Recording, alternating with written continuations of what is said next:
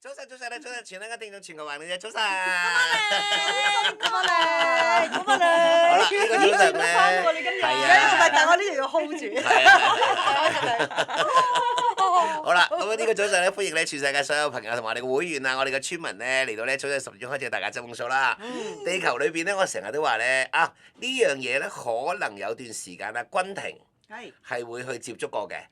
因為咧我都會嘅，你知唔知所有全世界嘅產品啊嚇？OK，但係以前我哋香港咪有個即係年年都搞㗎啦，好大嘅。我哋隔離咪會展嚟嘅，係咪？咁會展係展覽咩啊？就係個新產品嚟呢度，大家經商啊，做生意啊，有啲咩新嘢就落 order 咁啦。係咯，有時有啲咩美容展啊，係啊或者有啲係啦食物展啊、其實都係咩㗎啫嘛，都係做生意㗎啫嘛，大家。但係好震撼㗎！你去睇嗰啲美容機咧，你就咁樣兜一轉咧，你覺得自己靚咗。兜一轉就靚咗。因為咧，佢係咁同你講咧，嗱呢一部機咧就咧，我哋今年咧就新出嘅，咁咧就唔知點樣咧個射頻咧點咧，你嗰粒斑咧就會點，你就望完之後咧，我粒斑好似淡咗。你會唔會啊？村長應該唔會。你問君婷。我自己會有咁嘅怪怪地嘅，睇完醫生唔食藥，當自己好咗。一見完個醫生好似，哇！我好翻好多，又冇打針，淨係俾佢探下熱，跟住照下心跳。我就唔知點解出嚟嗰陣時覺得精神爽利。但係你知唔知擺呢啲 proof 係好賺錢㗎？梗係啦。係啊，你公司有冇擺呢啲 proof 㗎？我哋冇擺呢 booth， 我哋就去捉 booth 嘅啫。哦，係捉 booth，OK，我哋嗰年就係去捉 booth。係啦，落 order 啊嘛。係啦，同埋即係譬如我頭先我話去睇醫生嗰樣嘢就係同我哋一樣，就係女仔去咗個 counter，跟住你買咗嗰個咩面霜啊，或者一啲乜嘢嘅化妝產品。其實你買完之後，你覺得咦真係潤晒喎個人。但係佢係咪一邊未必用嘅？村長有冇試過係呢啲咁樣啊？嗱，我因為點解咧？我係有幾年咧就直頭即係咁啦，即係打理下啲小生意咁啦，所以呢啲嘅展覽咧，我係年年都睇嘅，即係同埋係有業界嘅，係啦，有新型機器嘅，係啦，咁同埋即係點解咧？你所有嘅全世界都係㗎啦，即係你所有你捉到一種嘅產品捉中嘅啫，捉中嘅啫，即係好似咧，即係買馬咁樣，捉到一隻咧，你就發得達㗎啦，OK？嗰啲 3D 打印嗰啲捉到係啊，捉到一樣嘢得㗎啦。係你問我，尤其是係食物展啊、咩展啊、美容展亦都係啦。即係我曾經見過兩個啊，應該咁樣講，曾經見過某啲人咧，就係普普通通嘅啫，真係即係原本就係大概好似我哋三個咁啦，大家都係即係一般嘅市民咁啦。佢捉中咗種產品，跟住就已經係可以係斷億咁揾㗎啦。係啊，捉中嘅啫，中嘅咋 OK？佢唔係一次揾幾億，係不斷咁幾億咁揾。係啊，哇！係啊，你有冇聽過鯊魚丸啊？有。嗰個豐盛勁咗10年都有。係啊，鯊魚丸咪就係佢捉中咗咯，佢哋兩姊妹咪捉中咗咯，好叻啊！佢哋真係好叻啊！咁啊，一早就捉中咗，跟住一早就已經即係攞嚟賣咁咪發一達啦，係咪啊？嗰陣時好犀利啊！所有嗰啲遊戲節目咧，佢哋都有去 sponsor 跟住有好多廣告啦。總言之，你捉咗種產品。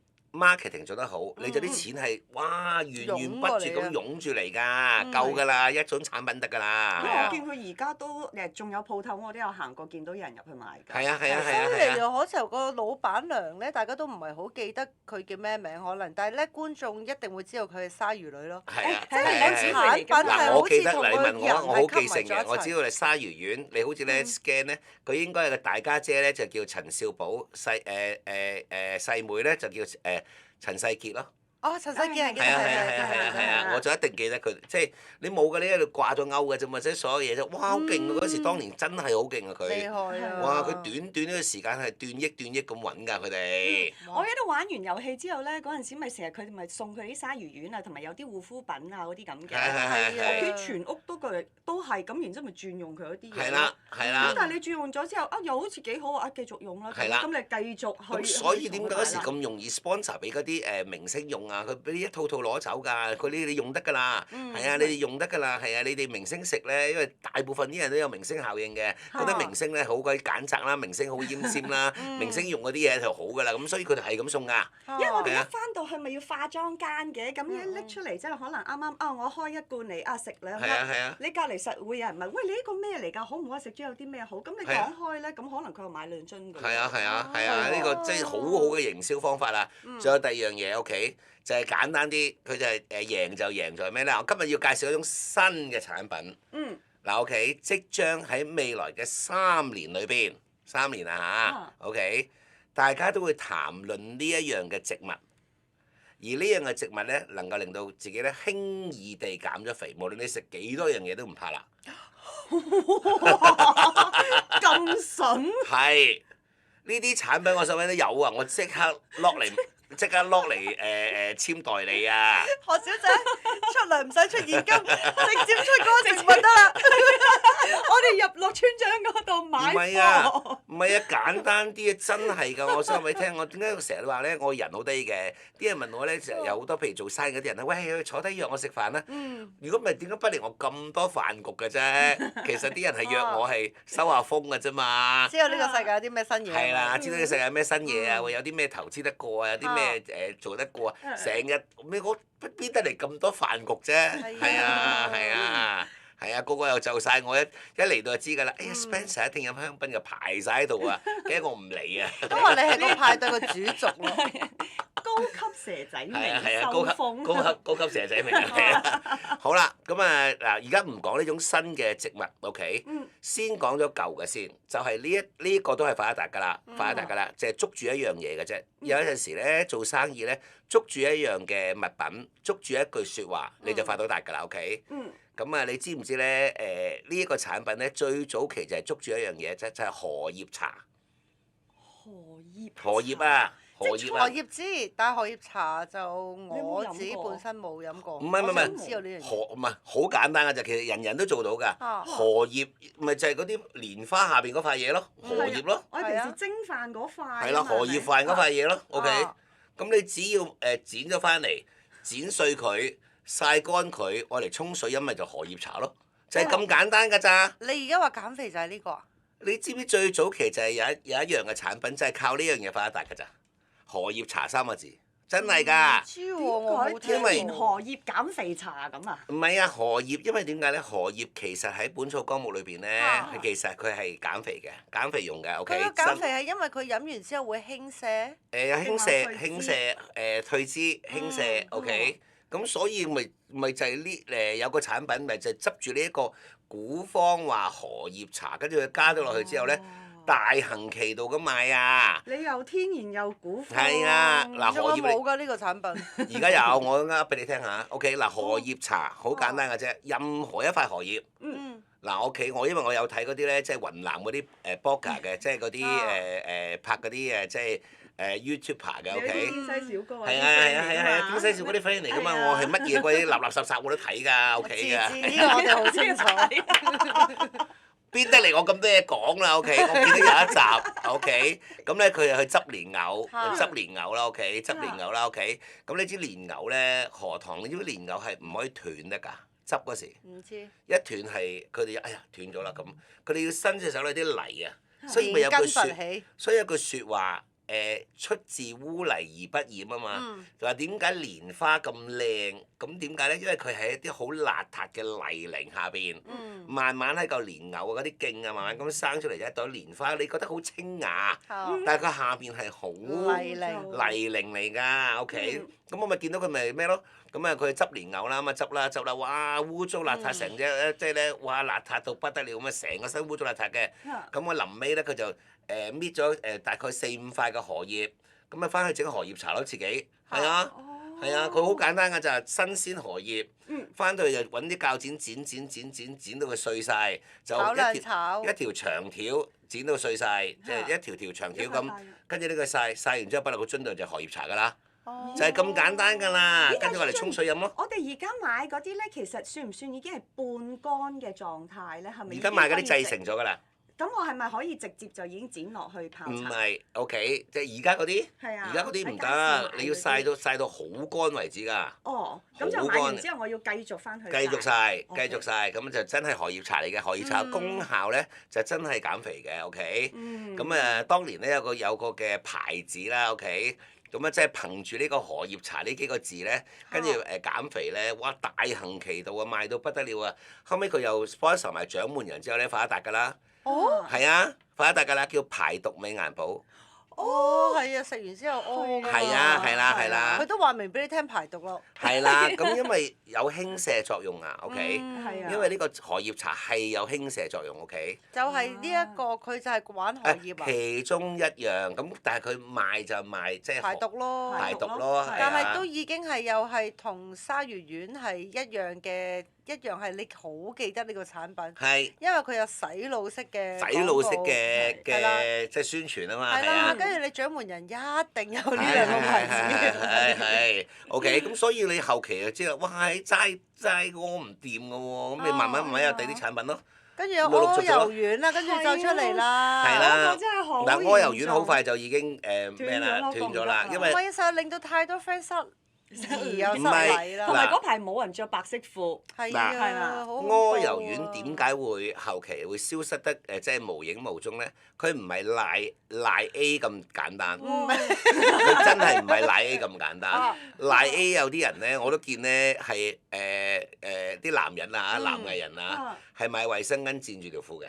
係真係要好大嗰係個。係好因為控制唔到啊，係啊係嘛？係啊，你知即係啡色一笪㗎嘛條褲，OK？我唔知，因為我冇食。唔係好多人食，嗱我話你聽，好多人食。我知嗰個佢係啊有 stage 嘅，因為我係食咗一排嘅嗰個。你開頭就係啡色嗰個 stage 啦，嗯你過咗啡色咧，佢係會去咗一個黃色油嘅係啊階係啊段嘅。係啊。嗰個又難洗又核突㗎。係啊跟住佢哋話其實咧，佢嗱我唔知佢乜嘢嘅原理啦，但係跟住佢話基本上咧，佢哋係冇瘦到㗎。唔係嗱，有瘦嘅係啊，嗱，我有我見到啲我有啲冇瘦到，有啲我見到 friend 好多好冇瘦到係啦，你係冇咪啊？係嗱嗰排油丸啊嚇，藍色啊嘛一粒粒，好記得㗎。嗰時啲女藝人個袋裏邊都有一排㗎，好得人驚啊，我唔好得人識驚。得一個翻工嘅人係冇袋住一排，係真係。唔係，但係因為嗰陣時我瘦到隻殼咁。哦，咁所以你唔需要，需要，但係我嗰陣時都覺得自己己肥嘅。係，唔知但點解係好多女藝人都有嘅，但係唔係個個都係㗎，嗰陣時我好肥喺度唔準食嘢嘅時候，你哋個個錫住個面就喺度，哎呀，其實真係唔可以食咁多，係啊係啊好肥㗎啦。係啊，嗰時候難聽過粗口咯，你班八婆。藍色㗎排油丸嚟唔㗎嘛係。我同埋我唔敢試嘅原因就係因為有時我哋成日出外景咧，你未必揾到洗手間啊。係啊，係啦，啱啱雖然啱啱。佢我聽佢哋講咧，就係佢係會漏出嚟，係佢唔係肚痛嗰係啊啲你要去洗手佢要間，漏咯，佢但漏出嚟啦。係你都要換係啊戰嗰樣嘢㗎嘛。咁佢哋咁你古裝外景嗰度連洗手間都冇，咁我唔敢試咯。嗯但係 OK 好多女藝人係照好樣多人頂住唔理上因為個個都覺得因為嗰一排咧，嗰唔理10年裏邊咧，係每一個一定要紙片人，你唔係紙片人咧，你一登報咧，你就俾人鬧你肥。嗱，總言之，當年咧喺電視城裏邊咧，呢一個藍色嘅排油丸咧係風魔㗎唔嚇。係淨喺電視城啊，其實係啊市面上所有男男女女都我減唔到肥嗰個就係我係一個好 close 嘅男性朋友。咁跟住咧，佢有食嘅，佢仲要係乖乖食，佢基本上係每日3餐之前佢都會有食呢樣嘢，但係佢係話冇瘦到咯。嗱，因為點解咧？其實當時係我經理人叫我食嘅。但係你嗰陣時都未電飯煲。未，但係因為我經理人好嚴格㗎，OK，即係對於藝人嗰個嘅品行啊、身形啊，所有嘢係好即係好嚴謹㗎唔，OK。怪之你兩個冇辦法合作落去咯。以上你講嗰兩樣嘢你都冇。好啦，OK，咁就變咗就係，因為佢咧就係200磅嘅本身，好出名嘅係香港一個好出名嘅即係電影製作人嚟嘅，好出名嘅200磅，但係佢食咗呢個藍色嘅排油丸咧係130磅。哦。係啦，咁所以佢自己食咗先，就叫我哋即係我哋隸屬佢經理人公司嘅所有嘅藝人都食咯。哦，你開咗 memo 出嚟啦。跟住去到130磅，咪而家我呢個身形。係啊。咁咪又咁樣係去拱。係，我哋睇住佢嘅，佢食咗幾耐咧？8個月。嗯。哇！係啦。但係佢應該好乖咁樣冇，即係佢食用方便都乖啦，係咪啊？佢我冇食覺得似唔垃圾嘢。似係我哋成日研究一樣嘢？你擺低咗20萬去減肥嘅期間裏邊，你就一見到所有食物咧，你都會哎呀算啦，我都俾咗20萬減肥啦，我食乖啲啦咁樣。總言之，係咪先啊？會我啊嘛但有一眼見啲人就係唔係佢係點啱啱唔瘦 opposite，啫我擺咗20萬之後，唔緊要啦，我都有方法啦，係我食多啲。嗱唔有係就反彈。因為我真係睇住佢即係一路咁樣成功啦，咁啊開始我哋經理人公司嗰啲嘅藝人咧都要。因為佢要我哋個個都要，即係總言之，你要做一個藝人，你就要面即係俱圓，樣樣都要 perfect 嘅。如果唔係你邊有即係咁多戲拍啊咁樣，OK？因為我哋間公司裏邊咧個個都好多嘢做㗎。係啊，我哋全間公司我唔數邊個藝人啦，我哋得5個人啫嘛，全部啲騎密晒嘅，個個都係啊。大家要想知道係有邊5個咧，睇翻之前嗰啲節目咧，大家係數得翻晒。其實我數得，我唔明而家點解佢唔講。係咪？因為基本上都講晒。唔係我知，知唔知點解我唔講啊？唔知。因為我而家講緊我經理人嘅私事啊嘛。我有乜所謂簽邊間經理人公司？我費事講佢嘅私事啊嘛。佢乜打嚟鬧我啊？轉頭就揚咗出去㗎啦。你個死仔嚇！嗰日講我啊，可能因為佢喺行頭好多人識佢㗎。唔係，但係我想問下，佢有冇叫你呢5個藝人都一樣要食嗰個排油丸啊？有3個要重點食啦。我3個要重點食。我係其中一個啦。搞錯啊！咁你都樣唔係好肥。係啊，OK。但嗰時我都好瘦㗎，係啊，但係佢覺得我都肥咯，係啊，即係總言之，佢係要好標準嘅一個藝人，佢係真係要好標準嘅，行出嚟係真係鋼條型嘅。即係永遠係佢要令到你哋永遠都係個身形啊，所有嘢咧都係楊冪，男仔就陳坤咁啦，即係總言之係着所有嘅衫都不能多一點肉咁咯。嗱，所以我不得不讚㗎，真係㗎。但係點解佢唔逼你去做運動啫？嗱，因為我哋佢睇到個 schedule 啊，你密到咁樣啦，你根本你做唔到。係啊，呢啲就已經嗱，係坦工作白講，係運動呢。啲咧就純屬都係藉口嚟嘅。你諗下，我哋喺廠啊開工啊，你見啲身形好靚嗰啲男仔，唔使埋位嘅時候都喺度。明啊，我梗係明啦，我梗係明啦。跟住我最記得嘉樂係前嘉樂啊。佢係咧一唔使埋位嘅期間裏邊咧，見佢又喺度深蹲啊各樣嘢，我梗係明好乖啊啦真係。我所以睇到幾個人咧，慢慢年紀開始比較成長咗啦，但係都依然一副咧，即係咧20歲嘅身形咧，你估真係咁容易㗎？係啊。你估真係冇努力過㗎佢哋我？OK。就係咪我記得有一次就係點解前嘉樂高咗咁多嘅？跟住望望佢，哦唔係，佢係趌高咗隻腳。跟住咧我就咩玩法咧？呢個動作，佢係咪啊個 hip 挺啲啊嘛咁啊？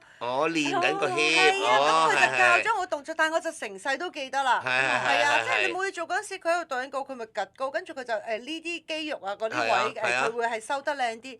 我心諗。佢哋嗰陣時應該拍緊啲咩烈火雄心嗰啲，連瞓覺嘅時間都冇喎。佢就會用一啲咁樣嘅時間對稿啊，或者食完飯啊，大家喺度 hea 啊傾偈啊。咁你見佢唔係坐喺度傾偈 hea 㗎，佢企喺度同你哋傾啫嘛。嗱同埋佢成日都係咁㗎。我 fit 咯，初初同佢去日本咧，佢行下街，我哋冇咩嘢做咧。冇咗啲路。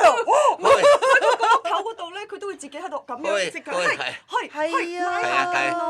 係都冇時停㗎。唔係呢樣嘢係不得不讚嘅，即係你見到咧，即係咧可能過咗45之後啦，即係45歲一條線啦，即係男男女女都係㗎啦，真係講真嘅。而佢唔會變即係阿叔身形啊，唔會咩咧？佢係經過努力㗎。我睇住幾個人你睇下劉德華同郭富城。嗱，仲有幾個？有都冇乜點變。唔係啊！我睇住佢哋㗎。你問我你人生裏邊，如果你瞓覺只係得翻3個鐘，3個鐘啫，你會唔會攞1個鐘嚟做運動？另外嗰2個鐘瞓覺？黐線啦！我連妝都唔落嗱聲瞓。但我真係睇住呢班人，所以我有陣時咧，我今天咁嘅電飯煲身形咧，我係你萬幸㗎啦，咎由自取㗎咋！我成日都係講我自己咎由自取嘅，我睇住佢哋。佢哋有啲係得翻4個鐘頭瞓，但係攞2個鐘頭做運動先瞓。哎呀，數幾個乖嘅。真係堅勁嘅，呢幾個係我真係龍虎榜嚟嘅，佢一生人都會靚身形㗎，OK。秋官。一個係何家勁。哦，係啊！你睇下 fit 到暈。何家勁係 fit 到你，我都話同佢拍《中華英雄》嗰時，佢佢根本係日接夜，夜接夜㗎，日接日，夜接夜㗎。但係佢一嚟到片場，佢就係做2個鐘頭運動嘅。佢係真係做2個鐘頭運動㗎。我嗰時同佢拍《肥貓正傳》咧，佢都係拍嘅時候係冇停㗎。佢真係好勤力㗎，真係做2個鐘頭㗎。 fit 到暈。我哋都已經嚟到已經半條命咁啦，跟住咧又唔夠瞓係啊，又唔夠瞓咁樣啦，係啦。啦，有記稿啦。佢唔係㗎，佢行埋一邊做運動㗎。但係佢好精神喎。係啊，係係啊，佢又瞓得少，但係佢做得運動多，你見佢又精神，係啊面色好喎。佢要出一身汗啊，跟住先去化妝㗎。哇！好犀利嗱，呢啲係得來不易嘅，真係啦。另一個劉德華啦，劉德華又係我親眼見住嘅，即係劉德華嘅今天係劉德華自己日積月累翻嚟嘅，係啊。佢除咗運動之外，佢連食嘢都咁乖。你睇下發哥都係 fit 到暈㗎。唔係嗱，你話食嘢乖可能好嗱，你問我眼見嘅男女藝人，你做得呢行，你食嘢就要忍口㗎啦，OK？但係而你忍口之餘，你已經咁 fit 啦。嗱，你最多係可以瘦啫，OK？但係你唔係8嚿腹肌嘛？係啊。你8嚿腹肌要練翻嚟㗎嘛？係咪？係啊！我而家見到啲女藝人成日都人魚線咁樣咧，一見到咧我好罪惡感㗎，就哇！你睇人哋幾靚身嗱，形。仲有另一個都讚㗎，新一代都係咁㗎佢。我都係聽啲同佢開工派嗰啲人咧，抵佢去荷里活㗎。嗱，人哋去到荷里活，自己去唔到咧，係都要問下自己㗎，OK？咁咧就嗱，我先講埋劉德華先啦。佢嗰時同一時間，我同佢拍緊《刀劍笑》，一部喺天津拍嘅電影，佢哋隔離拍緊《天與地》。佢同一時間踩2部電影。哇！同一時間啊天與地好好睇㗎。同一時間踩2部電影，但係佢中間咧，佢仲堅持咧，佢行樓梯上翻自己間房㗎。我都會呢個。我話俾你聽呢樣嘢，緊如咗少少都用埋佢。你有冇試過攰到係連行路都冇力啊？會揸車你有冇知道？你其實咧，但係你踩油同埋加油嗰個掣喺隔離嘅啫嘛，你隻腳係提唔起去剎掣啊！你有冇試過？你要諗下，你佩服佢係連行路都冇力，都仲肯行樓梯翻上自己間房咧，嗰種嘅堅持咧，哇！我當時心諗，我話華仔啊，我哋住20樓啊，得你上去先。10樓，我諗緊即係可能8樓咁。我係諗住10層樓下嘅20樓啊。20。哦。因為我已經攰到係咩啦？我哋嗰時住喺北京嘅香格里拉酒店。我哋住埋同一層嘅，即係住埋同一層嘅 OK。我話華仔 lift 到啦，得啦，你搭啊！我話吓，我行樓梯。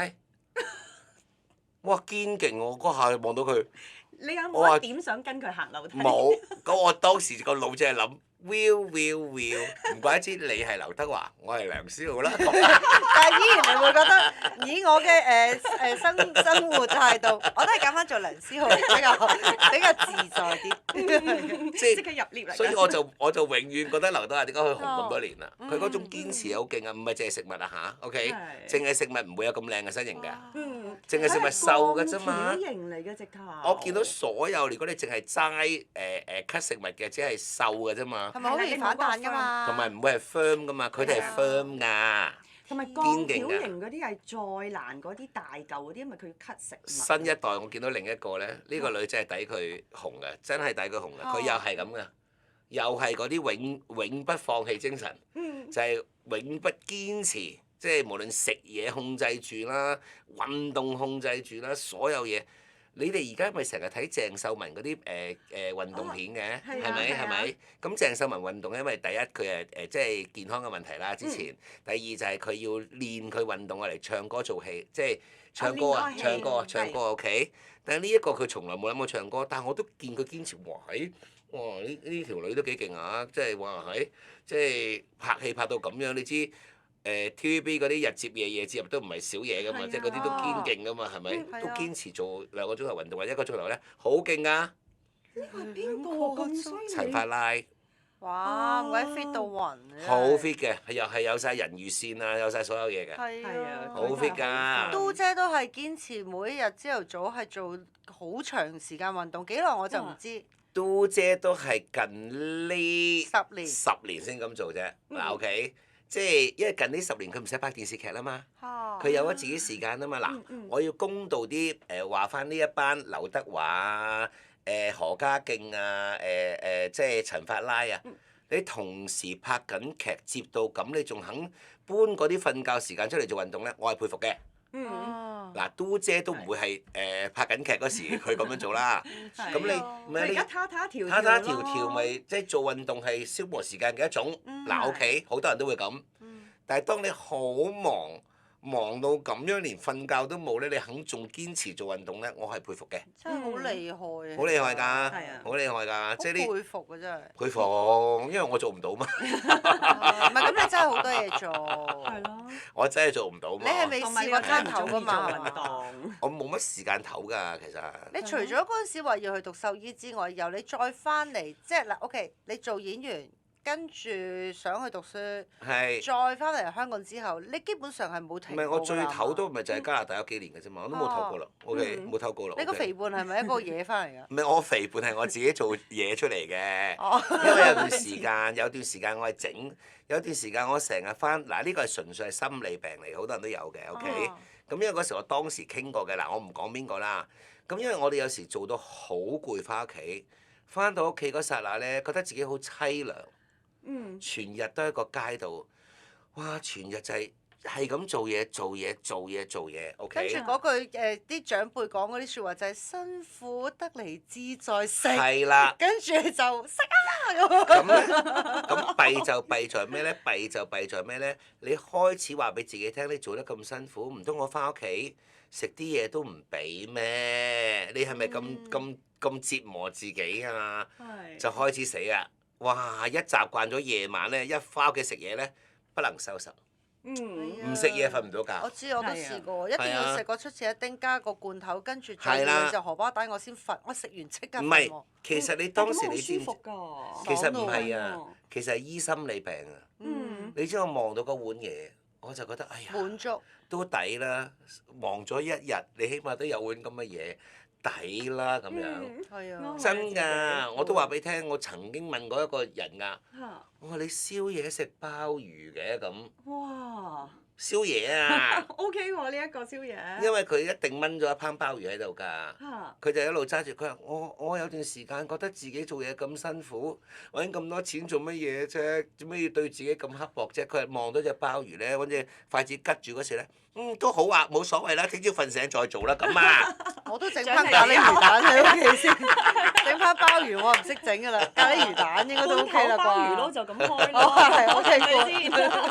即係佢愛嚟滿足自己忙咗一日嗰個情緒啊！係，愛嚟唔係你係調㗎。需要嘅，因為如果唔係你第二日咧好難捱㗎。好難捱㗎！你第二朝你瞓醒又再咁樣衝出去，喂大佬，人人都喺度去緊街啊，食緊飯啊，你喺度做緊嘢喎。但係過時過節嗰陣時過一餐咧，做完嘢即係譬如阿村長嗰啲做完嗰個倒數嗰個 show，好凄涼㗎。跟住就好想你腳有個整個 pizza 俾你食，你都好開心。因為你見到因為嗰個人哋成家人或者成班朋友喺度。嗱呢個係真係要心理去，如果唔係咧會有心理病㗎。我寧願咁啦，即係有陣時你見到咧，譬如過時過節啊，你講得啱啦，聖誕節最凄涼嘅聖誕節。聖誕同倒數咯，哇！聖誕嗰啲咧，你見到咧台下邊咧，大家好開心啊，其實自己喺度捱緊，跑完呢場仲要跑下一場。即係見到冇辦法。係啦，見到小朋友喺度玩緊，哇！又跟住又整晒啲龍啊，飄飄飄，跟住自己翻到去。哇！唔食啲嘢啊！我諗你真係瞓唔到覺啊，覺得自己凄涼。唔係，但係我有瘋癲嘅，即係譬如如果係聖誕節嘅話咧，我做完 show 咧，我一定要揾一班 friend 咧，你哋喺邊度？我做完嘢，我劈低晒啲嘢喺架車度，我就要同啲 friend 慶祝啦。咁其實咪一樣？其實都一樣，咪又係一樣。係啊。即係所以等嗰時咧，好得意嘅。我曾經問過一個天王巨星嘅，我問過個天王巨星，因為我眼中嗰時我好細個，我覺得好浪費啊！真係好浪費啊！我諗其實佢醫緊自己嘅心理。如果唔係咧，佢捱唔到落去㗎，真係捱唔到嘅。點話佢嗌咗啲嘢，但係又唔食？食完扣喉嗰啲。唔係，佢每次做完晒所有嘢，當然佢揾錢揾好多啦，即係佢揾錢揾好多啦。即係藝人都係一個人嚟嘅啫，即係你無論你藝人你點樣紅，你點樣威。其實你實質都係一個人嚟嘅啫嘛，係咪？係啊。即係有幾多人會體驗到呢嗰種苦況啊？其實冇㗎。因為你唔係藝人，你唔係佢個位，你就唔會知道佢有幾。都理解唔到。係啦，理解唔到㗎，係啊，因為係啦。冇得體會㗎嘛，得佢係咁紅啫嘛。唔係因為我哋細個嗰時，我哋成班一齊陪住佢，得佢一個咁紅啫嘛。但係我哋肉赤嘅，佢晚晚去一間日本鋪頭度埋單咧。嗱嗰時平均啊一個月嘅人工咧平均係3000蚊度，但係佢食一番飯係5000蚊嘅。哦，即係一個月可以買層樓咯。係啊，佢一個人佢嗌5000蚊，唔係佢嗌到全部成台咯，大家食，大家玩，佢要調教翻自己咧咁辛苦嗰個感覺啊！真㗎，即係10幾萬一個月埋單。係啊！你講緊80幾年嗰陣時。80幾年啦，係啊！但係你冇所謂，佢揾得錢快啊嘛，快啊，係啊！俾到首期啦嗰陣時。係啊，咁佢唔係佢都要調教自己嘅心情嘅，真㗎。所以佢埋咗呢個單，佢咪第二日翻去再努力工作咯，冇嘢。唔係佢起碼就係佢能夠舒緩到佢自己一路嗰個嘅壓力嗱，喺嗰度舒緩緊嘅啫，真嘅舒緩緊嘅係啦。所以你唔好話所有啲藝人咧，哇咁辛苦揾錢買啲貴嘢，你又唔知佢啫。其實可能佢哋嘅壓力好大㗎。你問我哋有陣時點解嗱？你問我，我就好坦白嘅，我好知道。當你一個人企喺個台上邊面對咁多人，你其實你覺得自己你諗深一層啦，其實好凄涼㗎嚇。我哋所有嘅呢啲去做緊 show 啊、annual dinner 啊嘅環境咧，人哋下邊好開心㗎，得你喺度做緊嘢㗎咋。我哋其實好 lonely 㗎。但係你喺個台上面帶歡樂俾大家。係啊，即係你要自己滿滿嘅 energy。係啦。但係其實咧，就框住啲眼淚，但係我今日聖誕咧，嗱平安夜咧，你有冇同家人你乜乜乜咁樣？所以我從來唔話阿 Bob 嘅，我見到網民好多人話阿 Bob。做咩真係好多人中意阿 Bob 嘅咩？唔係啊，唔係你知唔知話佢乜嘢啊？唔知啊。嗱 OK，即係我從來唔話，因為你哋唔係我哋，你哋唔係我哋做藝人嗰種嘅辛苦喺個台上邊。咁阿 Bob 咪有段時間即係不停接好多啲 annual dinner 啊，出去晚晚做 show 啊，wedding 啊，係咁接係咁接係咁接嘅。但係佢有啲人咪話佢咯，哇！你咁辛苦揾錢，使10幾萬租間屋嚟住咁。黐線嘅，佢一家咁多口，我辛苦揾錢，想屋企人過得好啲，有咩問題？即係佢自己辛苦出去做嘢賺翻嚟，又唔係你俾佢嘅。嗱，所以有段時間好多人話佢嘅，我就從來唔話，我亦都明白佢嘅心態。佢行入屋企嗰下，見到自己辛苦嘅成果咧，佢能夠舒緩到自己心裏邊嘅嗰個裏邊嘅壓力啊！我話俾你聽，而家360咩秒啊嘛，佢應該講下佢自己嗰個壓力啊，因為我哋好明。別人眼中唔明㗎，真㗎。每個人嘅價值觀唔一樣嘅。嗱，你譬如佢做生意，佢又有自己做自己生意，有自己製作公司，跟住佢投資又叻嘅。咁我會覺得你哋眼見佢如何勤奮地去做嘢。喂，佢有本事，人哋淨係揾佢。你估嗰啲咁嘅婚宴先移低佢一個咩？嗱，仲有樣嘢不為人道㗎。我想話俾你聽，我好多時咧，我以前啲助手咧，一見我做完 annual dinner 咧，係一句嘢都唔敢行埋嚟同我講㗎，一句都唔講住㗎。佢見我落樓梯咧，連力都冇㗎。4個鐘頭你估企喺個台上邊，不停咁樣行，不停咁樣喐。你估唔攰啊？你試下你4個鐘頭罰企啊！攰㗎，你諗下。你不斷喺度望住下邊嘅狀況，有時啲又要執生。係啊，個腦又喺度轉。係啦，咁但係當然啦，啲人就會講：哇！你4個鐘頭賺咁大嚿錢，你如果以時薪計嚟講咁高，你抵你行落台連力都冇啦，大佬。咩啫？咁你值咁個價錢啦，做咩啫？嗱，所以我哋唔會同人哋講咧，我哋其實有幾辛苦嘅，因為我哋收咗嚿錢翻嚟。咁我哋收一嚿錢咧，我哋唯有就乜嘢我哋自己會知咯，乜嘢令到自己開心，乜嘢自己令到自己喺台上面嗰4個鐘，你知唔知我哋一完咗同大家講拜拜，一轉身嗰下咧，漏氣咁條腰骨係痛㗎，係痛㗎。何小姐見過啦，OK？我都話嗰次上次我做完阿姐嗰個嘅總決賽，何小姐見我拜拜，一轉身。何小姐你唔好喐住，佢做咩事啊？我隻腳痛到行唔到啊，係痛到行唔到啦已經。但係你可唔可以喺個台度你話俾人聽痛到企唔到啊？唔係啊！啲演員好得意㗎嘛，每一次係3、2、1 action 咧，無論咧你全身係咧廢晒武功唔喐得咧，大家都 hello 大家好咁樣一 cut 就唔係，因為你哋唔明就係我哋用埋最後，即係如果啲電池嚟計，佢用埋最後呢度嗰一滴喺度着緊紅燈㗎啦，係揼呢度用緊嗰格咋，所以你一拜拜之後咧係連嗰格都冇埋㗎啦。所以佢明咯，所以佢哋就知道我哋係你喺個台上面咧，即係咧嗰幾個鐘啊，佢其實見到你點會唔辛苦啫？你一個人上去成4個鐘企喺上面，你唔辛苦？司儀你都辛苦咯，我哋成班亞姐做完之後，其實根本上選完之後，你仲要去埋嗰個 party，然之後翻到屋企咧，散曬㗎嘛，真係散曬㗎，散曬㗎嘛，連開門口嗰個力都冇，要喺門口嗰度企一陣先咯。係啊，你有冇見過？嗱，我話俾你聽，你真係未試過係點咧？你有冇試過一樣嘢？咁好啦，做完 show 啦，嗱呢個真係我哋嘅即係我哋嘅人生嘅360秒啊！咩嗰啲咩人生哲學360秒啊！你有冇試過做完 show 之後，你踎個後踎啊？你連坐凳都痛啊！係兩隻腳踎喺個地下度踎一陣，等佢回翻暈先啊！等對腰骨鬆一鬆，等對腳同埋個腰骨回翻暈啊！你先可以。啲人實問你㗎喺後台，做咩事啊？你做咩事啊？冇嘢，唔好理我，唔好理我。我話我隻腳冇力啫。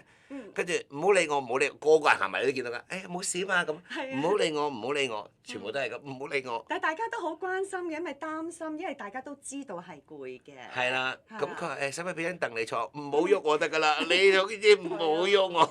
同埋麻煩盡快離開，我連講嘢都唔想，辛苦晒，有心有心。做完嗰啲東華 show 咧，我哋女仔咪要着高踭鞋嘅。你做完嗰8個鐘頭行翻去後邊一除嗰陣時，對腳係好似唔係自己㗎嘛，係啦。嗱呢啲有冇幾多人知啊？屋企冇啊嘛，係咪？但係我哋自己就係所以話翻到屋企，你點會唔懟碗自己最好食嘅嘢去滿足下自己心靈上面嗰種空虛啊？芝士公仔麵啊嘛，係啦，你個公仔麵好離譜。O K，好罪惡，但係我再離譜啲都有啊！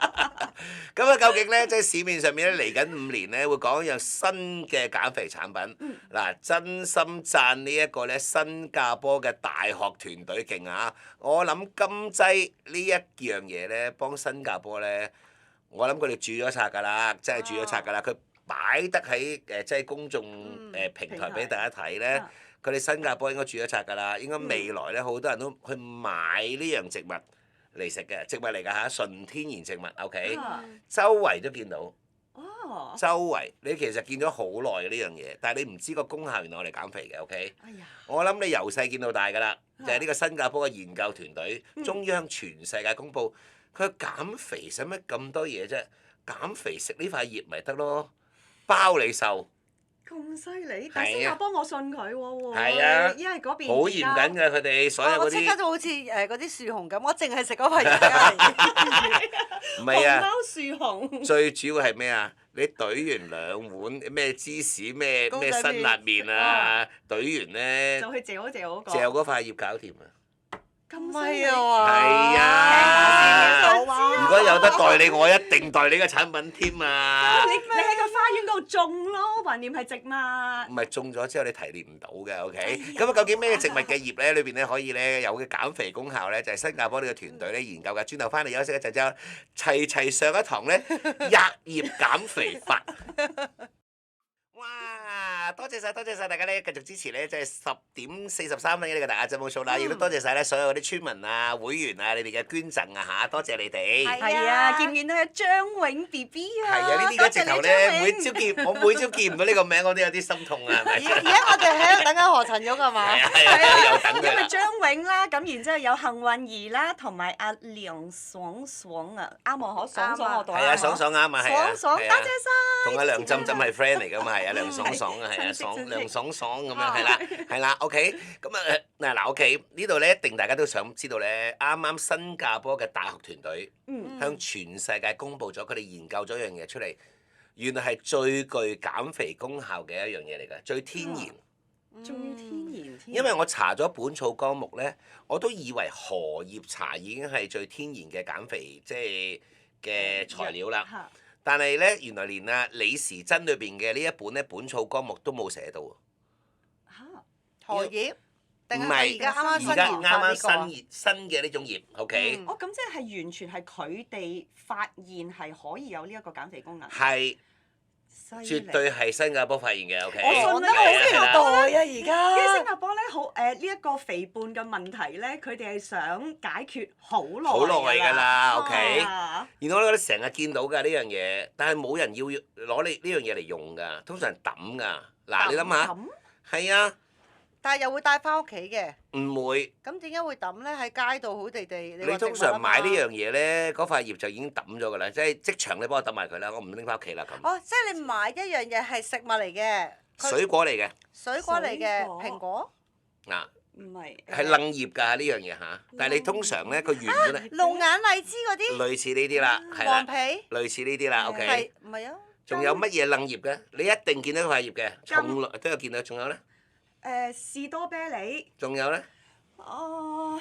嗱，佢係愣葉㗎，你一永遠見到佢都係愣葉㗎，就算畫畫你都係愣葉㗎，但係食就抌咗塊葉佢㗎啦。蘋果就實話咪係葉咯。係啊，仲有咧？哎呀，我淨係諗到龍眼荔枝。不如咁啊，我讀呢一種水果嘅功效啊。嗱，呢種水果喺印第安人嚟講啊嚇，嚇，呢種水果我嚟醫病嘅。嗯，係啊醫病嘅水。喺印第安人嚟講咧，呢種水果我嚟醫病嘅，而咧喺本草綱目咧李時珍嘅寫在裏邊咧，呢一種嘅水果，嗱呢種水果我唔開咩名先啊，等你哋估下啦。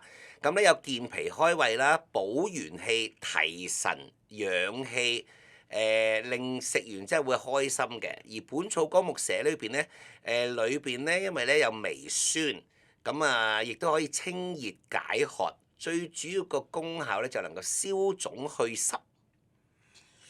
雪好似梨，聞雪梨有冇葉㗎？嗯佢個樹有葉咯，我哋平時嗰個冇㗎。我哋見到淨係得個定嘅啫嘛，係啊係咯。嗯，OK。誒咁而呢一種嘅水果咧，有啲人咧會食咗敏感嘅，但係敏感嘅人咧就會浸一啲鹽水先食嘅。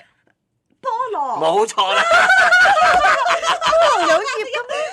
菠蘿點會冇葉哦，係啊，啊？查啊，係啊，係菠蘿啊，嗰個頂咪葉嚟㗎係啊，咯。啱啊。你永遠都係見到個菠蘿係連埋嗰個葉㗎嘛。會有人用嗰劇嘢㗎？係咪抌啊係咪抌啊硬啊？啦，係啊。係咪抌唔好硬啊？阻住啊！有吉手翻嚟即刻又手威硬㗎嘛嗰句嗱，嘢。再講咧，點解咧？嗱，OK，好多人都問嘅呢個問題咧，我覺得好傻嘅，即係真心傻嘅。嗱，佢話菠蘿係咪一定要浸鹽水食？嗱，OK，其實菠蘿唔係一定要浸鹽水食，但係因為咧好多時喺街買嗰啲咧一串串嗰啲咧係浸咗落嗰啲鹽水度，淡鹽水。等佢冇咁容易變黑。唔係，因為菠蘿有人食咗係喉嚨痕嘅，嗱敏感嘅呢種係我細個食就敏感。係啦，呢種咧係叫做菠蘿敏感症。OK，因為菠蘿裏邊有一種叫菠蘿酶啊。OK，我俾翻啲資料大家啦。而呢一種菠蘿酶咧係叫蛋白酶，OK，而蛋白酶咧入咗身裏邊咧，有人食完喉嚨痕，有人食完眼仔痕，有人食完皮膚痕，OK，咁呢種就叫菠蘿敏感症。咁所以咧，只要好簡單嘅啫，就係如果你有食菠蘿敏感咧，因為以前啲人就唔知你究竟係邊個敏感啦，所以佢全部浸晒淡鹽水。菠蘿浸咗淡鹽水之後咧，就會將佢菠蘿裏邊嗰啲蛋白酶咧就全部消失晒。咁冇咗蛋白酶咧，所以你就唔會敏感啦。其實由頭到尾都唔係菠蘿敏感，因為菠蘿擁有蛋白酶，而蛋白酶令到大家敏感啫。令到某些人會敏感。冇錯。明咁譬如我就唔敏感嘅，我食菠蘿 OK 嘅。知啊我以前敏感，但係我而家就冇啦。我而家唔使浸鹽水都冇嗰個問題。咁所以我唔知究竟係咪而家食香港嘅唔同嘅品種咧，定係點咯？唔係，係你嘅身體嘅變化已經對蛋白酶冇敏感咯。嗱，呢個係你即係我自知己你自己裏邊係啦，調教咗啦，對蛋白酶冇敏感，OK。但係你一般嚟講咧，敏感好容易嘅咋。我細話俾你聽咧，你如果發覺咧食完嗰種水果之後咧，不停係眨眼，同埋個喉嚨好似硬好似有啲撩下撩下咁咧，就敏感啦。係啊，因為以前成日用條脷係咁想捽個喉嚨。係啊，擦下咁樣，我都會啊，會。咁就係敏感咯，就係敏感啦。好痕啊嘛。咁所以就凡係你個喉嚨痕同埋眼仔痕咧，就係你對嗰種水果敏感啦。嗱，唔係淨係菠蘿會有蛋白梅嘅，係其他水果都有㗎嚇。OK 我諗係咪應該哈密瓜都好似有？係啊，係啊有人係啊哈密瓜都係啦同一有人樣。係啊蜜瓜同埋哈密瓜都會。係啦。但我綠色嗰隻我就冇嘢嘅喎，我就食綠色嗰隻有嘢。哦，我同你相反，我食橙色嗰隻就有嘢，綠色就冇事。係嗱，所以咪水果係會有敏感㗎嚇，OK？好啦，咁啊而家咧就係新加坡嘅大學團隊咧研究咗一樣嘢咧，犀利啊呢個，佢就係菠蘿塊葉啊，係啊係啊。但係點解佢會攞嗰塊葉去研究嘅咁叻豬？唔係人好得意又咁啊！試一試先佢。咪就係我呢種咯，咪細個咪就話百無聊賴，咪攞啲即係攞啲 A 攞啲 B 攞啲 C 喺度批下片啊研究啊擺落個 lab 度睇下咁咯。咪都係嗰樣嘢啦，大家都唔知海膽食得嘅時候，有邊個無厘啦撒走去攞個海膽係啦覺得係食得㗎？係啊就係有人會喺嗰度切下佢啊，舐下，我冇死喎，唔係啦冇毒。咪一定有我呢種人㗎，呢個世界係啊，多得你哋呢種係啦，人啦，點解唔試下啫咁咯？唔係，我真係我最奇怪就係海膽呢一件事，你明唔明啊？黑色跟住有咁多次，點解會有Google 到㗎呢樣嘢？點解會邊個第一個走去試過海膽去食得？應有隻魚係特登食海膽係啊係嘅，啊係啊所以我懷疑係可能有個潛水人員見到佢食咦佢好似幾正喎，我又哼爛佢先。跟住食都係冇毒。係啊係啊係啊 OK，同埋因為海膽醜樣㗎嘛，即係你冇諗過裏邊咁好食㗎嘛。同埋 OK？咁多次，你唔會走去試啊嘛。好啦即係一個正常人。咁終於咧，你慢慢啦，OK，咁啊睇啦，OK，咁啊今次咧呢個咧大學研究裏邊研究到樣嘢嚇，將來可能咧未來嘅5年喺美容產品裏邊咧，佢哋會大字標題講我哋有菠蘿葉，嗯，即係會唔會遲一段時間乜鬼嘢都話有蘆薈，冇錯，跟住就乜嘢都有菠蘿葉啦。係啦，有段時間咩㗎嘛，啱啱興嗰個字咧，納米咧就乜鬼嘢都有納米嘅，係啊。你留意下咧，洗衣液洗衣液啦，乜嘢都有納米咁多納米㗎，我真係。係佢個食住嗰個細啊嘛。唔係，同埋你一定有時諗㗎，有一樣嘢咧，啲字眼咧，字眼啊吓 OK，字眼，你會覺得嗰樣嘢新。納米乜乜乜，哦呢樣嘢幾新喎，有納米嘅洗衣液喎，咁你會覺得呢個產品係好似同時代接軌咗啊同？埋比之前嗰個更好用，因為新嘅研究嚟。係啦，係啦係啦，你有啲字係因為真係嘅與時並進啦好。似好 scientific 咁。根據咧今次咧呢個新加坡嘅國立大學咧叫跨科研究小組啊嚇，佢哋咧就製造咗一樣嘢咧，將來咧啲人咧一定係買一包包呢啲嘢食㗎啦，OK？未來個世界好簡單㗎啫。菠蘿葉乾，我哋平時係食芒果乾，買菠蘿乾，而家食菠蘿葉乾。唔係佢要喎，提煉出嚟喎。我想講喎，咪就係鹽片乾咯。我望咗喎，幾靚喎！我叫 Benny 俾大家睇下，嚇！幾真心幾靚。你可能經過見到咧，超市你都會買嚟食，變咗零食咁啊！零食咁樣樣嘅啫。正喎。係啦，咁啊就咩咧？就係新加坡嘅呢個國立大學咧，同跨科研究小組咧，亦研究咗啊。佢話植物纖維裏邊能夠調節呢個長度咧，吸收脂肪咧，係人都知㗎啦。但係咁啊，維持體重啊，所有嘢咧，但係有好多人咁一片片啫嘛。嗱，有片裝同粒裝啊吓 OK？當薯片咁食喎可以。係啊，少食咁咯，即係你買一包咯。佢好似我哋嗰啲餅咧，肚餓嗰陣時減肥食嗰啲一塊塊直頭係脆㗎，佢仲寫埋添啊，食嗰好似啲發 clock 泡 clock 聲咁樣㗎，你當 Croc 係啦，你當聲喎呢個咧嗱。佢寫明㗎，嗱有幾好啊丸裝，有一粒粒嘅，咁啊亦都有咩咧？就係片裝。嗱你後邊啦 OK，，小食裝同埋呢一個藥丸裝君吞嘅。君庭頭頂嗰個咧就係片裝，阿師培頭頂嗰個咧就係膠囊裝。OK，咁啊隨得你啦，你中意自己睇電視煲劇，你咪買片裝，你咁咪嚼咯。OK，咁啊而咧呢個根據呢一個咧新加坡國立大學嘅跨科呢個研究咧，佢話咧。佢哋研究到喺呢個食物纖維上邊，一般嚟講補充劑嘅價錢實在係太貴啦，唔係人人都負擔得起。原來佢發覺菠蘿葉嘅纖維比任何嘅植物纖維都高好多，同埋佢吸取脂肪咧更加大，所以佢哋用咗菠蘿葉嘅纖維製成咗脆片，同埋呢個膠囊裝，愛嚟吸收脂肪。佢哋話：如果你食飯前，你肯懟3片呢個薯片咁嘅嘢，哦咁你就可以咧吸晒你所有全日食嗰啲油啊嗰餐。我都有食開呢啲咁嘅產品㗎。而家我知啊，但係啊你通常係計咩咧？你吸到幾多油為之贏嗰個啊？咁佢梗係堅啦，佢講到咁犀利。係啊，咁跟住呢個研究小組佢係相信咧未來1年嘅時間咧，佢喺果園裏邊咧全部收集咩咧？完全係差唔多可以話零成本零成本啊！體驗嗰方面。佢喺果園裏邊咧收集呢一啲咧被棄置嘅菠蘿葉之後咧，就提取咧裏邊咧纖維裏邊嘅造成膠囊啊，亦都結果顯示啊，菠蘿葉嘅纖維素啊造成膠囊之後咧，而每個菠蘿葉裏邊咧每一克可以吸取咧20.04人體脂肪，同埋仲有一樣嘢啊，而家你食嗰啲咧就能夠吸取人體脂肪啫。OK，佢另外我唔係吸人體脂肪，我嗰個係只不過我食嗰一餐嘅，佢係幫你隔油糖同埋澱粉。哦嗱，而家呢個菠蘿葉嗱菠蘿葉係點咧？可以克制，而另外仲可以吸收20.4克人體脂肪，同埋點解咁勁咧？我哋有知唔知咩叫？你知唔知你脂肪係分咗類好同型啊？壞嘅。係啦，仲可以吸咗你45.1嘅熟脂肪，佢呢個先緊要啊！吸熟脂肪係好難嘅。熟脂肪係比較難減啲㗎。係啊係啊，熟脂肪係你人生裏邊最難減嗰啲啊！即係已經嗱，如果你食嗰啲肥豬肉咧，有軟腍腍嘅高部分，同埋有硬嘅高部分啊。即係啫喱嗰啲咁樣。係啊，硬高部分啊，嗰啲係最難搞嘅。咁啊，一粒裏邊咧就已經可以做到啦。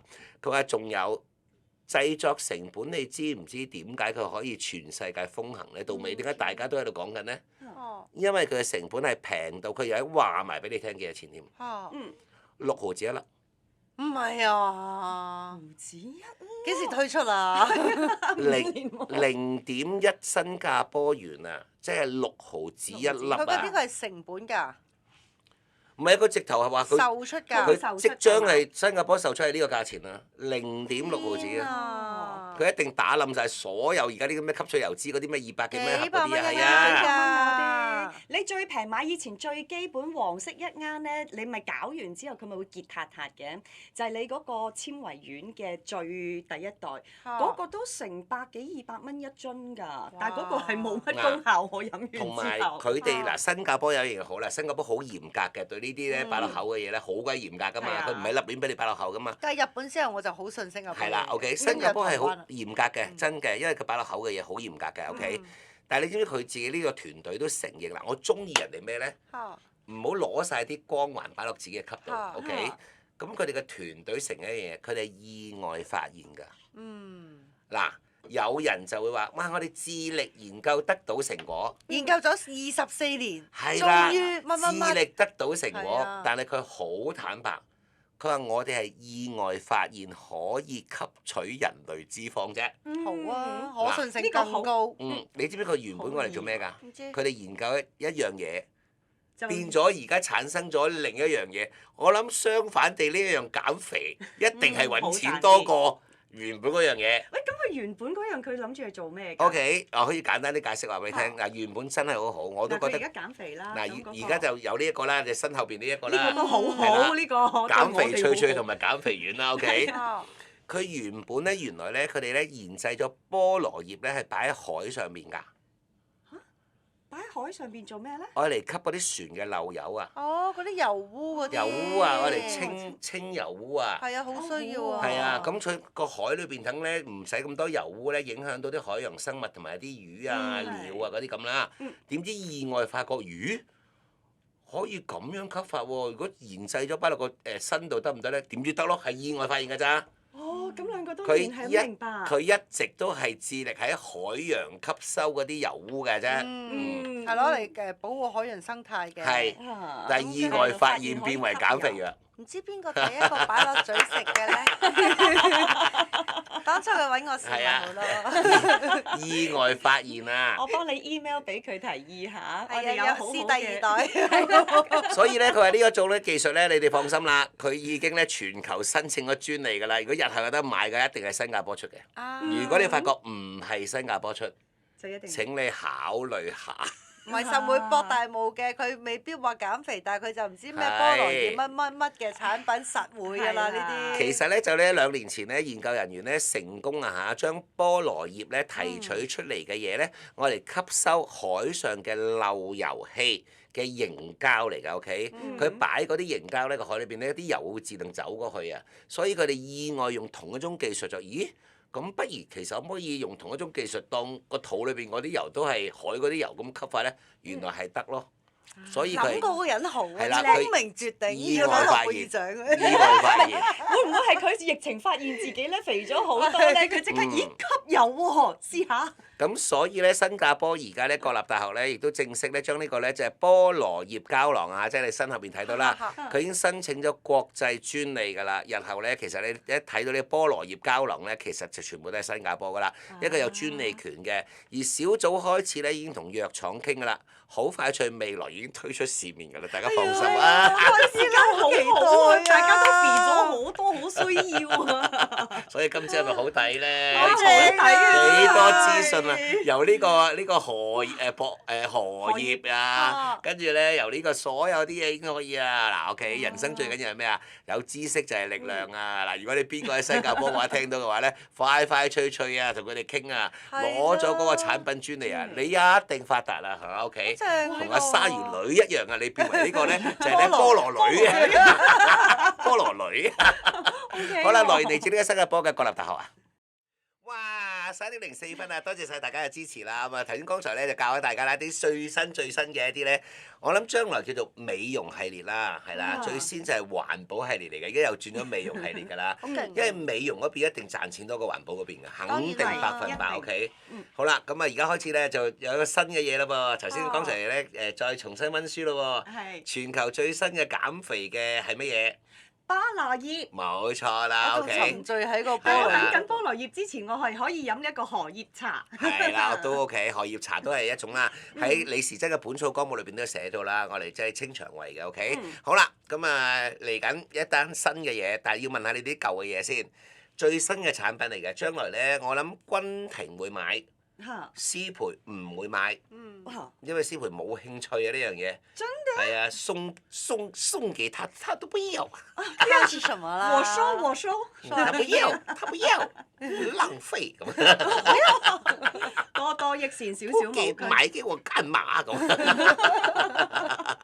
就係買卷膠紙俾你啦，OK。但係將來咧，阿君婷係會要呢種膠紙嘅，OK。點解咧？呢個膠紙有咩咁特別先？係 OK。我唔係樣樣膠紙都要嘅喎。呢個膠紙好緊要㗎。我冇地方要封喎，村長。唔係啊，連翻緊佢啊！鬆咗啊！我已經有2片㗎啦喎，每日都滴一滴係啊係啊，你個妹個口大啊，連翻緊啲啊！你蝦我啊！呢一個我知唔使貼嘢，呢一個直頭揾醫生搞掂，可以重新。縫2針啊嘛，我知，OK，好啦。從此以後單車事件冇事。嗱 OK，好啦，咁呢度講咧就即係真係同煮食有關係嘅，OK，真係嘅。將來出咗一啲叫煮食膠紙啊！哇，咁犀利係咩嚟㗎？誒，真係好特別喎！我真係我自己今朝咧睇咗好耐，我好開心喎。即係如果你話早10年有呢樣嘢咧，我設計菜式之前咧仲可以勁啲。係啊！咁犀利！好啦，咁啊，我想問一樣嘢啦。嗱，師培你唔識唔緊要，因為你應該唔識㗎啦呢樣嘢。你有冇試過煮漿糊啊？未啊！哦，我有試過，小學嘅時候。係啊。細個要自己屋企煮漿糊㗎嘛？你有冇？你即係連街招都未練過嘅？咁咪白膠漿買咪得咯。唔會白膠漿咁貴。有1罌嗰啲去豬油膏嗰啲買咪得啦，貴啊嘛！你屋企有冇舊嘅飯咯？係啦，飯可以煮漿糊啦，糯米可以煮漿糊啦，糯米粉可以煮漿糊啦，鷹粟粉可以煮漿糊啦。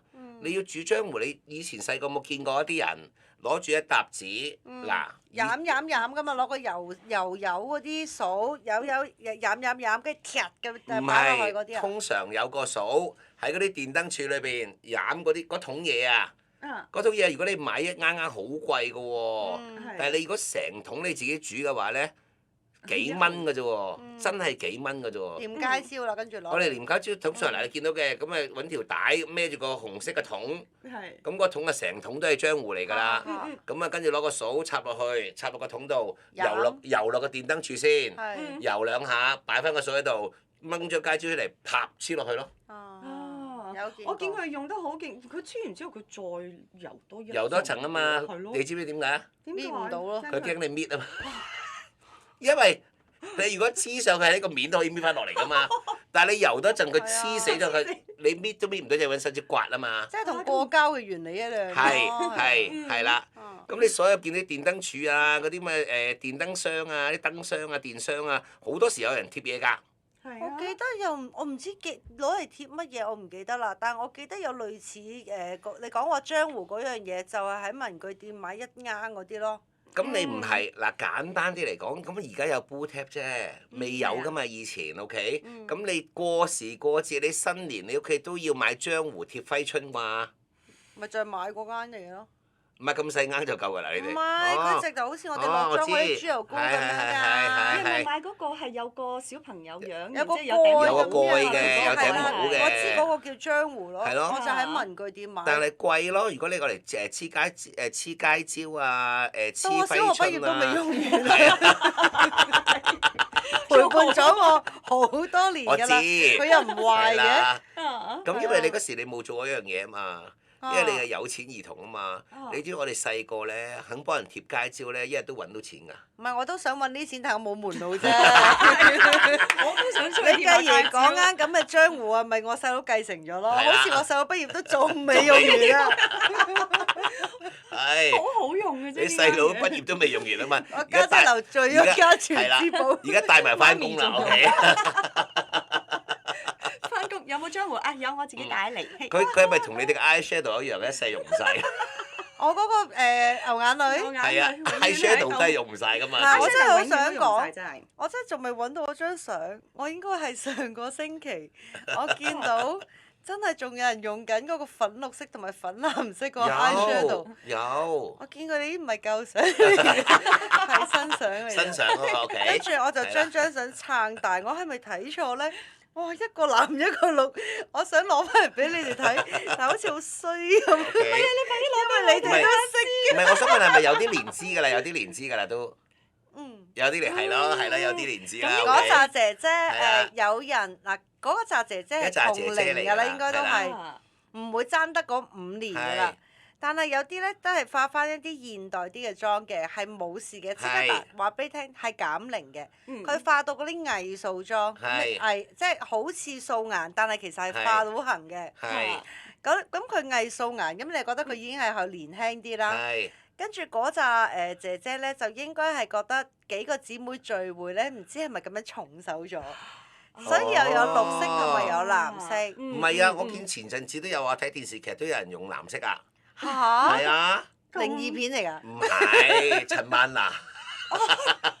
家族榮耀？係啊，曼娜姐都有用啊！最近啱啱出嚟都有用。佢唔係銀色咩？佢嗰個。佢有銀藍色，佢都有用。哦，但係佢用。但係嗱，佢用就靚㗎。係啊，我都 OK 喎。因為佢隨着佢嘅年紀，佢嘅造型咧係要搽少少呢啲藍色先靚嘅，係啦，佢就唔可以化啲韓妝㗎啦。因為佢係出到嚟閃閃晚妝嗰啲，如果佢係搽翻啲閃嘅藍色底嗰啲係 O K 嘅，咁但係有啲搽到啲牛眼淚咁啊嘛。有陣時好得意嘅，真嘅，我見到有啲人咧研究㗎，研究呢樣嘢研究得幾好。我要讚一個女藝人，佢研究化妝幫佢嘅演技咧係最叻嘅。哇！邊個？佢用化妝幫演技咯。但係本身演技得唔得先？非常好。再好啲跟住。再好啲，佢用個妝幫自己啊！哎呀，俾我哋估啊，古裝多定時裝多啊？嗱，佢咁樣嘅嗱，譬如嗱，你當有啲有陣時叫做演技拆解啊。譬如假設佢譬如陳曼娜咁，點解我話佢做得幾好咧？佢要講佢嗰個嘅出身。佢自己話佢家族榮耀個出身咧，以前係窮，慢慢同個老公捱到有事業，捱到有集團，咁即係佢個底係咩人啊？佢唔係有錢窮底冇錯啦，窮底。窮底有錢咗，咁佢當佢啱啱有錢個年紀，佢就拆解啦。咁應該係80、90年代啦。咁佢咪 keep 住80、90年代嗰個樣最靚咯。所以佢呢啲藍色眼鏡係繼續用咯。用啱喎，你咁樣講。真㗎嗱，我識得一個好有錢嘅明星，真係好有錢㗎啦。佢係有錢到佢出殯嗰時咧，係同總統出殯係同等嘅。即係同一樣嘅，即係封住條街，所有車唔俾行，係俾佢出殯嘅。佢係唯獨是佢係嗰個國家裏邊第2個人咁樣出殯嘅啫。咁你諗下佢幾有錢？幾有錢？好有錢，好有錢。但係我親眼嗰時同佢做訪問咧，見到佢咧，佢依然我都有問佢啊，佢都依然化翻佢啱啱做電視嗰個妝啫嘛。粉條？係啊。可能佢唔識用新嘅嘢。唔係，佢冇時間再去用新㗎啦。咁佢啊，淨係打理老公同仔女啫嘛，化妝佢冇乜心機，即係嗱，佢呢種好有錢，超級有錢，但係都依然化翻80、90年代嘅妝係有嘅，大有人在。因為佢哋咪覺得我做咩要喺化妝上面進步啫？我不如第二啲嘢進步啦，我進步打理我老公，進步打理我仔女，樣樣都好好。個妝只不過係應酬下大家㗎啫嘛，咁咯。嗱，真㗎。咁佢真係對咁自己好有信心。而你問我《家族榮耀》裏邊咧，陳曼娜，佢咁樣化係好啱㗎，係非常啱㗎。你見到好多香港好有錢、好有錢，而原本出身唔係有錢嗰班，其實佢都係 keep 住80、90年代嗰裝 keep 到而家㗎。keep 到而家㗎，佢冇進步㗎。點解關有錢冇錢事嘅？即係如果有本身出身已經出世嘅時候已經好有錢嘅話，佢哋就會轉裝啊，到年紀大。會，佢隨着佢有時間研究呢樣嘢啊嘛。佢有研究，佢有班 friend 去講化妝啊，講著衫咩有咩咩 high tech 啊，又話要咁又要咁啊。跟翻啲新潮。你留意下嗰班有錢太太有2類，一班係跟住時代行，即係總言之就個時代買乜佢就着乜。另一班咧就係跟佢啱啱有錢嗰個年代繼續着落去。明，所以而家都仲係豬晒片咁嗰啲。係啦。我明你講邊批。咁所以佢個豬晒片，佢咪要襯翻個妝啲，化翻個藍眼蓋咯。咪佢點 bling bling 啫？因為你一定要係件衫撞翻落去個眼影度，眼影再撞翻落對鞋，對鞋再撞翻個頭飾，咁就為之圓滿。咁你話佢哋有冇錢咧？佢哋有錢啦。但係佢哋覺得個80、90年代係佢最靚最好，咁佢咪 keep 嗰個年代啫嘛？佢照 keep 啫嘛，佢冇嘢㗎。係啊，佢其他嘢會轉㗎，手袋會轉，其他嘢轉，但係個妝同埋嗰個着衫嘅 style 唔轉咯。其實佢因為嗰樣嘢，佢最有信心啊！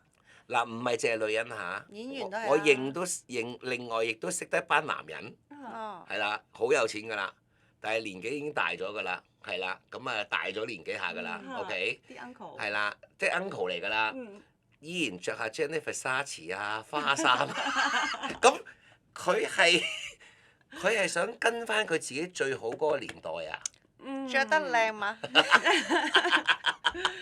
襯得好睇嘛。你明唔明？所以佢咪都係跟翻佢自己最好個年代繼續着啫嘛。佢覺得呢樣嘢受我，咁但係個時代轉咗啦，但係唔緊要。所以你問我乜嘢為之好演員咧？就係佢連個出身啊、背景啊，佢接觸啲咩人啊，喺個劇本裏面寫啊，佢都研究埋着咩衫同裝咯。咁你話好用個妝嚟再幫啲戲更好嗰個演員係邊個？楊怡，佢又真係好叻啦。你留意下佢每次個妝咧，佢都研究得好細節㗎。係啊，佢咩出身？會化啲咩妝？讀書讀到咩水平？會接觸啲乜嘢？佢呢啲都研究嘅。咁我覺得呢樣嘢叻嘅，真心叻嘅，真心叻嘅。即係楊怡係喺呢方面係落，但係我嗱好多人未必睇得到，但係我睇得到佢呢個功夫。係啊。舒服嘅，佢嗰個角色嗰啲。咁你留意下咧。你留意下嗱，譬如你假設嗱，你哋2個都係女演員啦。如果而家要你哋嫁咗俾一個賣豬肉嘅，咁你同佢一路喺賣豬肉發一達嘅，咁你哋會個妝係點啊？嗱，如果你化翻而家呢個妝，你就唔似㗎啦。交俾造型師啦，因為有造型師㗎嘛，唔敢亂搞㗎。係啦，咁如因為佢哋果你可以睇晒劇本有根有強啊。係啦，俾翻反思。但係你可以俾啲意見嘅。嗱，仲有一個又係㗎。佢唔介意自己醜樣嘅，佢明知咁樣好核突嘅，佢明知咁樣好核突嘅，OK？點樣核突啊？點解要核突咧？我唔記得咗嗰套咩戲啦，我望到佢真係落咗啲功夫啊嚇！嗱，低下階層嘅女人化妝咧係有另一種功夫嘅。我諗我哋即係一般，你見到啲而家啲即係女人咧，已經唔再畫雙眼線㗎啦。雙眼線冇乜見到啦，係啊。即係雙眼線嘅意思係上邊又畫，下邊又好深，係畫咗對眼出嚟嘅。紋咗落去嘅有啲係。係啊。上次咧，我好笑嘅，我見阿江欣燕咧做一個貨車司機咧。佢係揸貨車嘅，但係佢係畫咗好深嘅眼線。有做功課喎，好正。有做功課。係啊。佢係素顏，但係畫咗好深顏。嗱，素顏就素顏啦，係咪？素晒啦。咁好。係啦。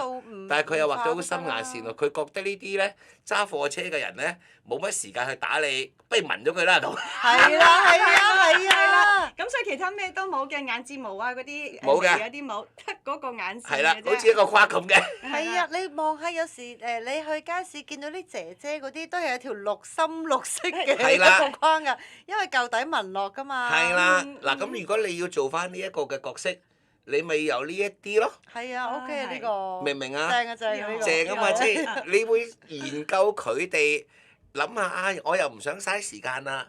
我又覺得喺街市見得下人啦，咁咪索性去紋咗佢啦，咁係啦，就紋咗一條甩甩地嘅紋眉，紋眉係啦，但一定要係綠色或者係藍色嘅，如果唔係就唔襯㗎。藍色嘅。係啦。咁你都要靠演員你自己研究㗎。好正啊！真係好入順嗰個角色。係啊。係咯。咁但係你平時唔會咁化㗎嘛？呢啲妝係咪？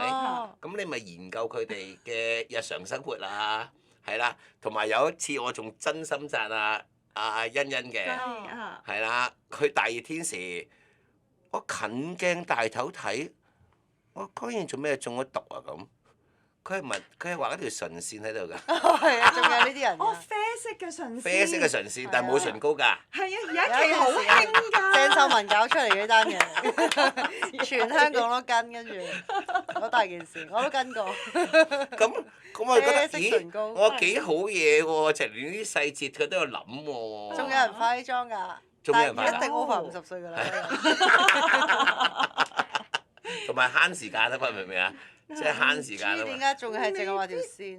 未必慳時間咁，但係你畫完之後仲得意咗咯個樣。咁但係佢哋咪係嗰個嗱。唔係佢嘅 style，可能佢個 style 係咁，佢覺得自己靚咪得咯，係咪？呢個人OK 信心自己做翻嚟㗎嘛。所以咧，你問我細個嗰時咧，我有住江湖嘅，因為點解咧？住江湖咧，而家附近嗰啲鋪頭啊，成日揾我哋啲肥仔，見我哋周街躝係點咧？突然之間喺個砵蘭街尾，咁啊有間可能賣嗰啲咁嘅碗啊、搪瓷啊嗰啲個地方咧就肥仔咩事啊？貼唔貼街招啊？咁佢哋會問我哋嘅。就每100張計嘅。100張幾多錢㗎？我諗幾蚊咯。哇！咁好揾啊！幾蚊咯？100張啫喎。貼100張幾蚊咯？咁可能俾幾百張你貼下咁咯，咪賺10零蚊咁咯。幾好揾喎嗰時。我哋都幾多呢啲散工。係啊！呢啲散工、童工，通常揾僆仔做嘅啫嘛。其實點解唔係啊？我以前睇嗰啲咁嘅又唔使招聘嘅，好似話成哥都係穿膠花嘅啫嘛。你又剪線頭又貼街招。你揾埋你又食晒。你早就話買樓啦應該。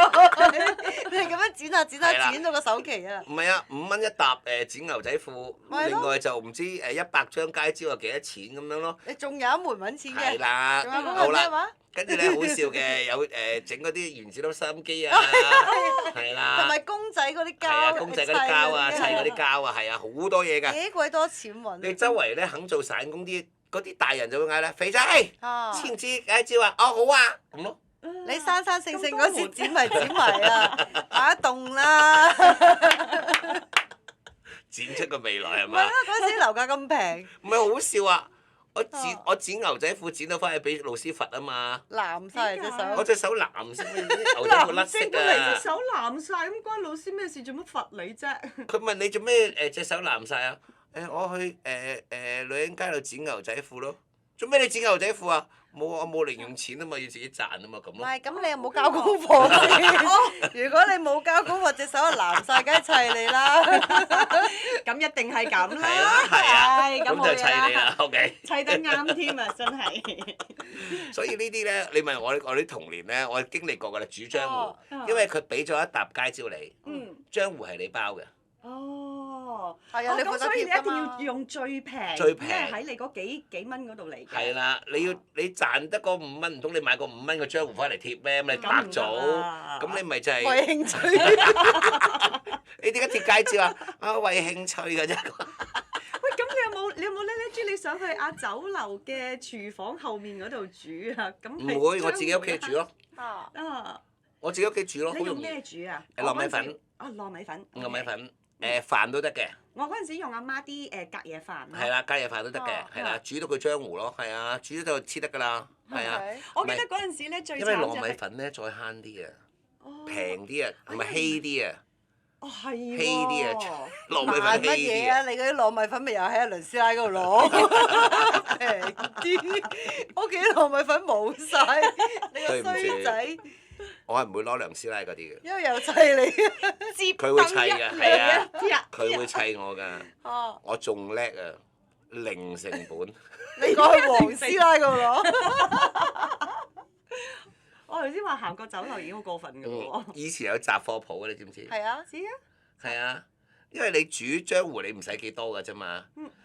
咁你落去雜貨鋪，譬如嗰個雜貨鋪個叔叔叫做 Benny 咁，Benny 叔叔啊，我阿媽話我想試下你哋啲糯米粉好唔好喎？俾袋仔嚟試下先得，佢咪不一揾個殼，佢又唔係俾一斤你，俾一殼你，嚟翻去試下翻嚟睇下好唔好啦？呢嘢好嘢嚟㗎咁樣。死試用啊，去攞嗰啲試用裝啊，你真係醒到。零成本。但係咧，阿電飯煲嗰啲咧就全部甩晒落嚟，因為太稀。 A 得滯，咪攞佢嗰袋喺度煮咁咯，係啊。啊，唔係你叻啊！其實我發覺後尾咧，就係你唔需要太結嘅，少係啊少佢黐咗，其實你水咧佢就黐咗落去，佢就已經唔係好其實甩㗎啦坦白講啊，我有經驗嘅，啊最緊要大太陽黐，唔好落雨黐得㗎啦。落雨你幾結佢都沖翻落嚟啊嘛。嘅。你只要大太陽，你係求其揾啲嘢煮咗嗰啲有啲漿糊有啲黏力就得㗎啦。果然有工作經驗啊！係啦，我又好有工作經驗嘅，有啲黏力，你黐住一笪落去，再游多一層，太陽一曬咧，佢會張住喺嗰度啦。係啊，同埋嗰啲紙都係薄黐黐嘅啫嘛。係啊，唔呢係好啲我哋呢啲街童大嘅呢啲誒揾食求生呢啲縮數你識打嘅，識嘅。嗱，即漿咧有一種膠紙咧，OK，但係可能漿糊啊、膠紙呢啲嘢啦，我哋由細用到大嘅文具啦。即漿有一種食用膠紙，但係連咩咧我都幾有興趣想知喎。食用膠紙，咁佢要黏乜嘢去令到你需要食落肚咧？嗱，因為點解咧？一般嚟講咧，整食物咧，有陣時會叫做黏埋個口嘅，OK。餃子係。嗱，餃子就可以揾粉黏啦，OK。但係咧，墨西哥卷咧，嗱，OK，你要買個架嘅。但係如果你冇個架咧，你就要黐埋佢有啲困難嘅，因為佢會彈得開嘅。係。咁而你咧有呢張嘅膠紙，仲有而家好多嘅整蛋糕咧嗰啲樣咧，你係要晾一晾住㗎。咁但係如果有食用膠紙咧，你就可以真係黐到好靚嘅造型咯。喺造型上面可以好靚嘅。可以少好多功夫。冇錯，因為你食用膠紙，你真係可以將樣嘢黏埋佢定型，而嗰張膠紙係食得㗎。OK，食用膠紙咧，而家咧地球上邊咧，終於開始啦。佢話佢會申請個專利，呢種叫食用膠紙，搣出嚟咧一卷嘅，一黐落去所有食物度咧，你可以連塊膠紙食埋㗎。但係佢有黏力㗎。係咪就係呢一塊冇錯啊藍色嘢啊？呢塊係啦，好似紫菜咁嘅嘢係膠紙嚟㗎。似唔似大白兔糖嗰個衣可以食咁樣？嗰張係米紙係可以食嘅，但係佢唔係我嚟黐，佢黐唔到嘅。但係呢啲咧，譬如蛋餅啊、蛋卷啊、春卷啊咁樣咧，你只要有一卷咧，咁呢啲食用膠紙咧搣咧黐住咧，你點樣包都得咯。哦，哇！好啊！呢啲要嚟party 用咧特別好。係，同埋你問我哋煮嘢咧，有啲嘢咧會彈開㗎嘛。係啊。咁而你黐得埋佢咧，你唔使搞咁耐啊。係啊，嗱呢啲咁樣咧，如果嗱你問我煮嘢，點解呢個食用膠紙咧？如果假設冇食用膠紙，我要炸呢一個我身後邊呢個餅，我要點樣炸咧？嗱 OK，我要揾一係就牙籤篤住佢啦，係，但係都爆。一係就揾一個嘅喱，再壓多個喱咧，係壓住嗰位咧，炸到佢定嗰形先分開咯，係咪啊？嗱，你識煮嘢。屋企有塊磚頭就係要你咁係啦樣㗎。你就要壓住佢咯。咁但係如果你黐咗呢個膠紙，你唔使，你咁抌落去炸就得啦。明白。哦，咁方便好多。方便好多。仲有一樣嘢好得意㗎嘛？你知唔知？嗱，我細個好叻㗎，我又係落去樓下做part time。學翻嚟嘅。我其實如果我細個將我做 part time 啲錢，俾咗首期。我唔使咁辛苦做嘢，使晒咯。咪就係隔離街嗰啲女話俾我聽，我識唔識啊？請唔請我食薯條？話食薯條冇問題，啱啱？呢個黐呢個街招揾到幾蚊，食啊！辛苦揾嚟梗係食。咪咯，疏爽嘅 call 啦，要唔要啊？要得兩支啦，聽日有再揾。聽日再練歌。我細個試過喺炸雀巢去。咩叫炸雀巢？即係用嗰啲護絲炸嗰啲啊？係啊。哇！好難。因為點解咧？因為咧，通常呢一啲咧係一啲好花功夫，而冇乜大人肯做嘅工作嚟嘅。係。因為炸雀巢好麻煩嘅。佢有個咁嘅即係一紮呢啲咁嘅芋頭絲。因為我細個咧，佢自己已經又要批完出嚟。批晒㗎啦，我哋又唔使搞呢個部分嘅，你淨係負責行埋去咧，壓住嗰部分啫嘛。因為嗰度好耐啊。係啊。啲師傅唔肯做啊，就揾啲僆仔做。咁啲僆仔嗰時我都11、12歲啦。落嚟炸雀巢啊！逐個俾錢你啊咁，1毫紙一個咯。哇！你炸完一棟，你咪數咯，50個咁咯。咁佢夜晚咪我哋做酒樓，咪有一個雀巢擺啲嘢上去㗎嘛。通常嗰啲咩海鮮啊、帶子啊炒嗰啲。帶子海鮮啊，有啲紅蘿蔔咁樣炒埋落個雀巢度，咪懟上去咯。炸完啲雀巢下晝已經炸咗㗎啦。而家真係好少見到嗰個雀巢喎，講真。因為好花功夫，好嘥時間。係，同埋其實佢炸完之後，人哋都唔食嘅嗰個。都唔食嘅嗰個嘢，係啊。因為個炸雀巢靚啫嘛，但係而家其實唔係好食㗎啦。但係你炸完嗰50個雀巢，係咪即刻 call 晒啲 friend 出嚟？嗱，今日飲過啦，出嚟雞蛋仔我嘅。我頭先啊，每人一條孖條，我嘅。我啱頭先係炸完50個雀巢。因為好麻煩㗎，你揾個喱，整咗個雀巢形之後，撳住另一個喱。擺落去，要炸到你 feel 到佢開始硬咧，先將嗰兩個喱掹開㗎，好嘥時間。係，你仲要中間俾佢啲油彈。係啊，好嘥時間㗎呢啲辛苦錢。係啊，費都唔夠。唔係，同埋因為以前係你有個 iPhone 你都咩啊，都有得打發下嗰個悶啦。而家你就係定咗型嘅咩字。係啊。一個。係啊。但係嗰個你有係 iPhone 悶嘅，好機械式嘅。啊，同埋仲有啊，婆婆煎蛋餅又係，我又揾食㗎。又係好麻煩㗎煎蛋餅。但係好好味㗎。係。你有冇食過煎蛋？上海鋪嗰啲煎蛋餃啊？有。你知嗰啲係逐隻煎㗎？唔知。你知好麻煩嘅，又係我哋賺錢嗰啲揾食。佢係攞個喱去煎㗎嘛。唔係，仲。你做咗幾多行？好豐富嘅經驗喎。我再講下。我到10零歲嗰陣時冇個地盤，跟住咧話咧爭啲搬磚嘅喎，我又去搬下咯咁樣。應該都有做。窮兒童早當家，你有冇聽過咩？OK，好啦，咁啊煎蛋餃咧就係點咧？有個殼嘅，咁有隻鑊，咁你就一殼一隻蛋嘅，即係一殼就係啱啱嗰個蛋餃皮嚟嘅。咁佢要你倒落嗰個鑊度，咁你慢慢咧就將個鑊喺度轉下，咁就一個越大嘅圓形。咁呢個圓形咁上下之後咧，你見佢半熟咧，反轉另一邊，咁咧就有啲肉嘅嘢，咁啊擺落去，咁啊將個蛋角咧就一樣一就變咗個半月形，咁就煎熟佢之後咧就擺埋一邊，佢愛嚟放湯嘅嗰啲蛋餃。你嗰個係大粒嘅。蛋餃啊，係啊，蛋餃啊，係啊。幾開心啊！你接觸咁多唔同嘅工作。咁我細個有啲煮食嘅經驗啊嘛，好多人請我哋呢啲散工，哎呀，炒散都係我第開始嘅啫嘛，細個。肥仔有冇時間啊？有咩事？即刻間又可以賺係啦外快就開始啦，忙就開始衰㗎啦。唔係我要攞去貼街招啊！喂，幫我煎蛋餃唔得閒啊！俾9毫子一隻你啊！咦咁又唔同喎，好嘅，轉頭嚟。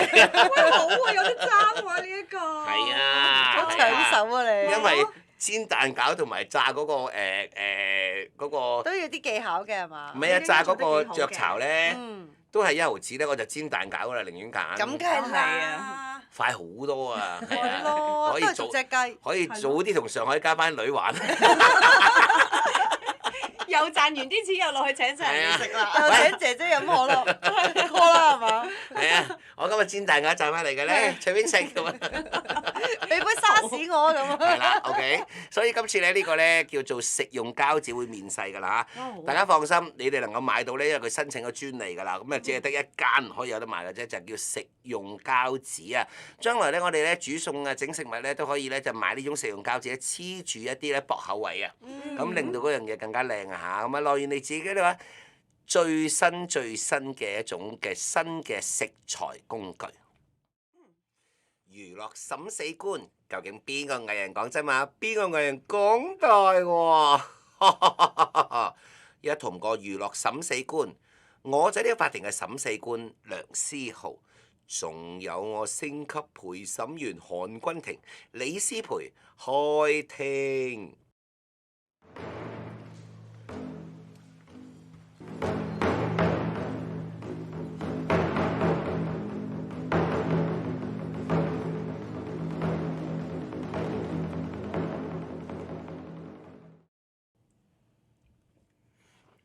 好啦，歡迎大家收聽咧，大家周末數你最後呢個環節咧就係娛樂審死官啊嚇！今日咧有個天王巨星宣布做幕後啦。天王巨星做幕後，天王到係邊一個界別啊？荷里活級數咯，OK，係啊，OK，梁朝偉係啦，OK，嗱。你問我即係好簡單，哎呀多謝你啊，多謝你個課金啊，要喺 OK。呢個係 Betty 啊 Betty，多謝你啊係啊！突然間多謝我哋啱啱擰個頭過嚟，見到你嗰條疤咧，係啦，OK，OK，好嗱，OK，點解咁樣問咧？你覺得首先啊，不如咁樣講啦，我哋逐個拆，我哋就會拆究竟邊個天王巨星宣佈做幕後啦，OK，咁就跟住咧就係你覺得一個嘅幕前嘅人點解會諗轉幕後？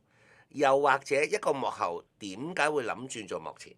好多唔同故事嘅喎，我聽啲前輩講，嗯即係有啲係好有才華嘅，佢做幕前，佢就係做演員喺佢嗰個藝術世界裏邊，佢可能覺得局限咧，係佢可能想有更大嘅主導權，係係啦，去創作一啲新嘅嘢俾觀眾。咁我覺得既然有能力嘅話，去做嘅話，都係觀眾嘅福嚟啊！ OK，仲有咧？如果一個 artist 可能佢會覺得佢想演嘅一啲角色，佢未必會有機會演到，咁可能佢會考慮就係自己去做幕後，咁可能佢買個劇本翻嚟去演啦，去啱啊啱啊，咁佢就可以將佢自己嘅演藝歷程咧拉長啲。嗱，其中你問我咧，我唔知你哋咧最欣賞由幕前轉做幕後嘅邊幾位即係演員啦，OK。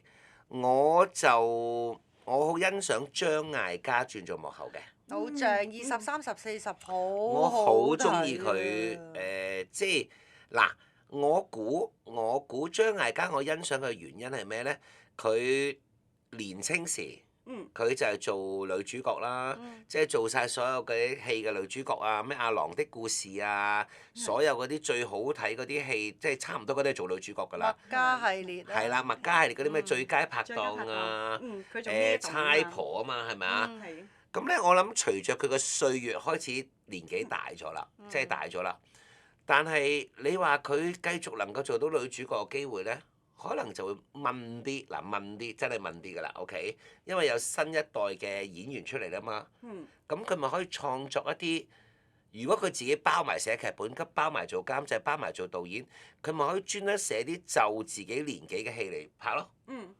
所以最早期就有莎莎咩姊姊妹妹站起來啊，莎莎與嘉嘉啊，跟住就會再有啲咩20、30、40，佢咪做40嗰個咯。咁佢楞兩個演員，咁都係主角啊！嗱，佢都係繼續主角啊。佢就仍然咁佢咪可以 last 嗰個嘅時間好長咯。但係我覺得有啲係轉做幕後，未必一定有私心，想自己喺幕前裏邊嗰個演藝嗰個歷程再拉長啲嘅。即係你譬如爾冬陞嗰啲咁樣，咁佢好年輕嘅時候，佢已經轉咗做導演多過做演員啦。因為我覺得佢喺邊度發揮得好嘅啫，我。唔係，爾冬陞比較奇怪啲嘅，佢曾經講過喺個訪問裏邊，佢話佢係由頭到尾入行係想做幕後嘅啫，係俾邵氏嘅一個高層捉咗佢做幕前啫。咁佢算唔算係想做幕後走咗去做幕前啊？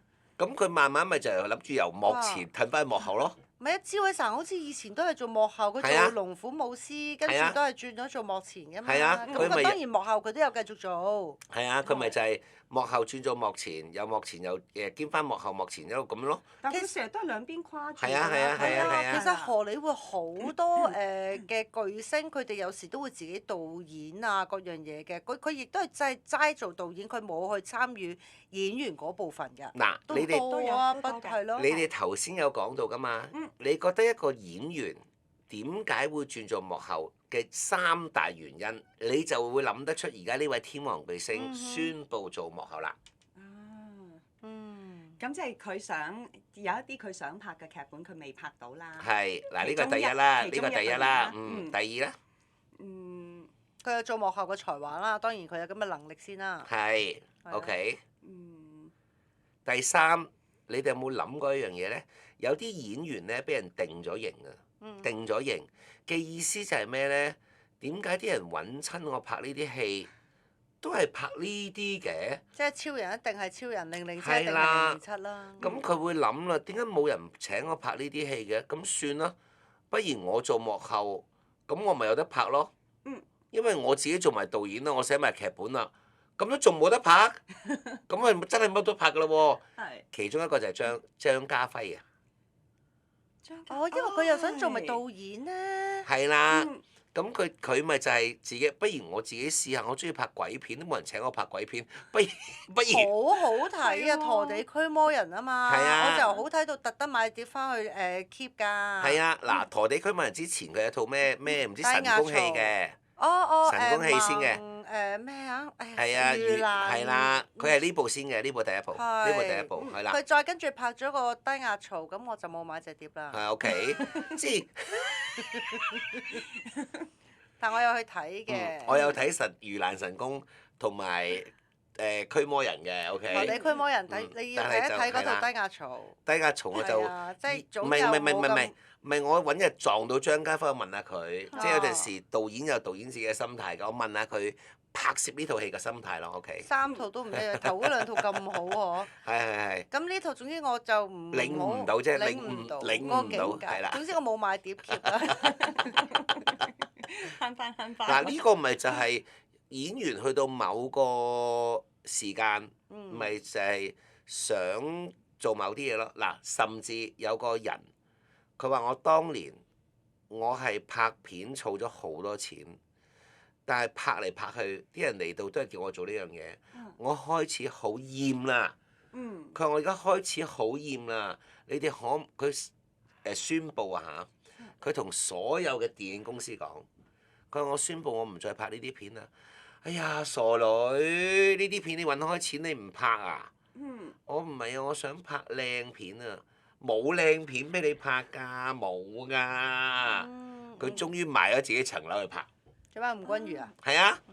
佢最近咪做咗訪問咯。四面夏娃啊嘛，係嘛？係啊。吳鎮宇做男主角㗎嘛，我記得。係啊，佢話我賣一層樓，我都要做靚女。但係佢好犀利啊！嗰段時間佢係減肥啦，跟住就靚晒咁樣啦，跟住又係咁出書啦，講佢自己嘅美容心得啦。哇！嗰期佢霸咗，根本就係全香港個娛樂版嘅版面咁。咁我想問下，你估佢四面夏娃賺定蝕啊？蝕到暈低啊！蝕到暈低啊！佢話嗱，你要做靚女啦嘛，你要做靚女，你唔要做嗰啲搞笑肥婆啦嘛，要付出代價。要付出代價嘅。嗱，佢咪就係達成自己心願，所以轉做幕後咯。但佢喺後邊之後打後嗰幾廿年揾翻晒啦嗰個係錢。咁但係佢第一步都係輸嘛。咪就係都要好大勇氣㗎！你自己賣咗層樓去轉型喎，係啊唔係有老闆覺得你轉到而投資喺你身上喎，你要對自己有幾有信心，或者你有幾歇斯底里，我要做靚女咁。唔係可能所以你死要買啲家當去做啊！通常都係咩咧？拍到悶咗啦，嗯即係拍極都係呢啲嘅。點解個個揾我都係呢啲嘅？我點解一定要係耳夢？係啦，同埋係啦一定要呢鼻屎㗎嘛？同埋係咪佢話佢試過曾經啊，一個月拍13套戲啊。佢話我拍到連自己都驚啊，驚啊！一個月拍13套戲喎。好得人驚啊！真係。哇！佢真係唔使瞓喎，咁樣。驚都姐都係9組啫，佢13組。佢咪一個月13，一個月13。一個月13。但係都姐係一個月1日9，1日9啊，係啊。所以就係正9組。係啦。嗯。日數同埋月數唔同㗎嚇，大家嗰個對比唔同嘅。佢係一個月拍13套戲，而都姐係一日拍9組。但係佢嗰13套戲都係同一類個月嘅角色。都係嗰啲。係咯。係啊。可能佢會覺得，即係如果你佢有講㗎，近排一個訪問講㗎。嚇。 8個鐘頭一部。嗯。 8個鐘頭啊。 8個鐘頭。係啊係啊係啊，所以咪8個鐘咪嚟到咪拍咯，咁咪講俾你聽咯。咪好似你上次咁講咯，即係譬如我而家動個假人係喺度，跟住你就對住個假人係咁講晒對白，拍晒所有嘅嘢，佢剪成一套戲。係啦，咁就放佢走㗎啦，係啊，8個鐘啊，佢話8個鐘，總言之係啦，咁啊3個8個鐘咪1日咯。嗯。佢係全部咁賣晒出去㗎。係啊，咪咁如果佢100萬一套，咁咪佢咪13萬咯嗰度。係㗎，好犀利㗎！佢話嗰時係咁不停㗎，不停揾錢，不停揾錢，不停揾錢㗎。咁佢又明啦，揾到開始，又做呢啲啊？可唔可以唔做呢啲啊？佢自己都講啊，阿吳君如講啊，佢根本唔知道佢講乜㗎。你知唔知佢最近嗰個訪問好好笑㗎？佢話你知唔知我嚟到？我話導演拍乜㗎？鬼片。咁點啊？冇啊！你拍個大頭俾我，哇鬼啊！哇鬼啊！哇鬼啊！咁佢話所有呢個大頭咧，就係講一句對白啊，兩句對白啊，佢冚埋咯。係啊。係啊。跟住夜戲嘅時候就 call 埋其他演員喺個大廈度走嚟走去啫嘛。係啊。跟住係咁周圍剪啊。走嚟走去嗰啲又唔使佢拍嘅，佢總言之就係拍。因為有個楞到個背脊啊係啦，就係拍到見鬼得㗎啦咁咯。佢拍好多啊！佢話係咁喺度哇。咁佢話我話隻鬼點嘅樣？你使鬼你隻鬼點嘅樣咩？你做俾我啦，咁係咁咯。係啊，同埋見到佢哋群戲咧，即係有時我睇翻啲舊嘅電影，咁而家一個人大個咗之後，同細個嗰陣時睇嘅感覺就係唔一樣嘅。你細個就係覺得好唔好笑啊，驚唔驚啊？哎呀，有呢個演員做喎。而家你睇翻好多係好搞笑㗎，所有群戲，譬如講吳君如咁樣啦，可以拍《猛鬼大廈》咁樣。係啊。你見到佢哋特登咧，就會係主角嗰啲人咧，係會着一啲比較鮮色嘅衫嘅。係。咁你就會好覺吳君如喺度啦，因為佢件衫係橙色一套嘅。咁你跑期間裏邊嗰個替身，其實嗰個唔係吳君如嚟㗎啦，係啦，個替身着住佢件衫，你咪作為一個觀眾，你好有吳君如存在嗰個感覺咯。跟住再剪翻啲大頭咯。佢大頭，哇！嗰啲咪就可以你搏到翻咯，係啊。嗱 OK，但係有啲演員咧，無論幾成功。嗱，我曾經有睇過另一個演員個訪問啊嚇，啲人問佢：你都咁成功啦，點解你唔試下做導演啊、監製啊、製片啊？佢話：我一生淨係中意做演員㗎啫喎。發哥。梁朝偉。哦，係啊係啊。梁朝偉話：你唔好俾其他嘢我做啊，因為我淨係中意做演員㗎咋，你千祈唔好俾其他崗位我。我唔會理嘅，拜託，係啦，拜託，你唔使，OK，我淨係中意做。但係佢話佢同嘉玲唔同，嘉玲好中意理好多樣嘢嘅，我唔中意。佢話我冇本事，我嚟到就係做好嗰啲戲得㗎啦，其他啲嘢唔好理啦。咁佢好專注咯，因為佢好中意呢樣嘢啦。係啦，佢好中意演戲，咁所以佢係第二啲嘢我唔做㗎啦，我唔會做㗎，OK。幾好啊，咁樣。嗱，所以每個人嘅路向都唔同。咁啊林心如咧，我知佢點解即係開始自己要做製片啊，做咩嘅？有一樣嘢嗱，都唔怕啦，大家聽開娛樂審死官，女仔會好驚自己去俾人哋拍得唔靚，但係俾咩人拍就一定拍得靚咧？自己拍翻自己，一定靚㗎。因為你係自己心目中嗰個樣，你會拍咗出嚟啊嘛，你同埋最有信心。同埋你一定過往你拍咗咁多年戲，你一定覺得某啲攝影師同某啲燈光師係好就你嘅，你請翻呢啲人咪得咯。啱唔啱啊？但係如果套戲唔係你係製片，唔係你監製，你冇得指明要用咩人㗎嘛？人哋有自己嘅劇組㗎嘛？啱唔啱？啱。所以因為咁樣好多亦都會轉咗做幕後。咁就可以乜都自己話事啦。係，然之後又可以延長你自己嗰個工作嘅。係啊。所以林心如啊，你見到有啲咧，而家開晒所有都係㗎。你要用佢，你要用埋佢做製片啊，用埋晒所有嘢，因為佢想控制埋嗰啲樣靚唔靚啊，俾唔俾濾鏡啊，加幾重啊，自己度教啊。大陸係好興嘅，咁佢呢一套都喺大陸學翻嚟㗎啦。係啊！嗱，呢套係大陸學翻嚟嘅。係咯。好啦，而家即將宣佈啦。嗱，我都算覺得幾突破嘅，我都有興趣。等於咩啫嘛？前陣子你知唔知謝霆鋒都轉咗啦？幕後啦。做武指啊！佢好勁啊！我想睇啊。係啊。武術指導喎。佢都轉咗做幕後啦。係啊！好勁啊！佢咪就係演員加武指咯。你會見到謝霆鋒3個字㗎啦，佢轉咗做幕後㗎啦。佢又受傷啦。同埋佢係會喺片場設計動作俾啲演員打㗎。同埋我見好多演員咧對佢誇啦啦喎，估唔到喎。佢話佢嗰種嘅動作設計。嗱，我唔係話之前程小東有程小東嘅一套佢好特定嘅一套模式。袁和平有袁和平嘅動作嘅模式。嗱，真嘅，佢哋個個都有自己。錢嘉樂嗰套嘅。錢嘉樂嗱，錢嘉樂有錢嘉樂嗰套嘅，係啦。係我中意睇啊。係啦，佢哋幾個都武指都好好嘅。古裝好啱程小東拍㗎，好啱，拍得好靚㗎佢嘅，因為我親眼見過佢真係好靚。OK。袁和平咧有實實在在嘅硬橋硬馬睇嘅。Matrix。係啦，Matrix。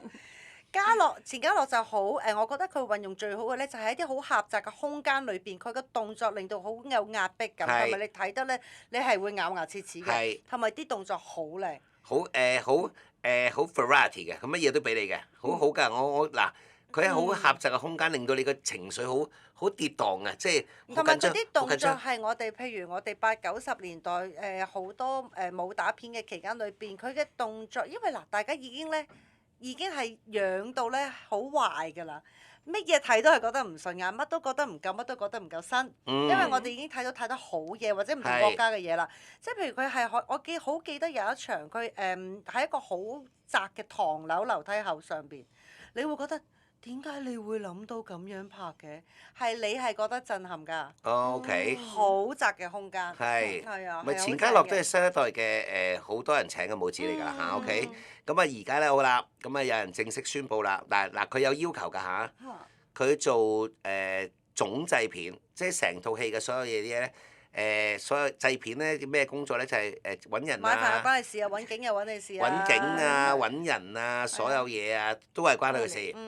但係佢開出咗一個條件，邊個女演員要拍佢呢部戲，唔可以做一樣嘢，我一定唔會請佢嘅。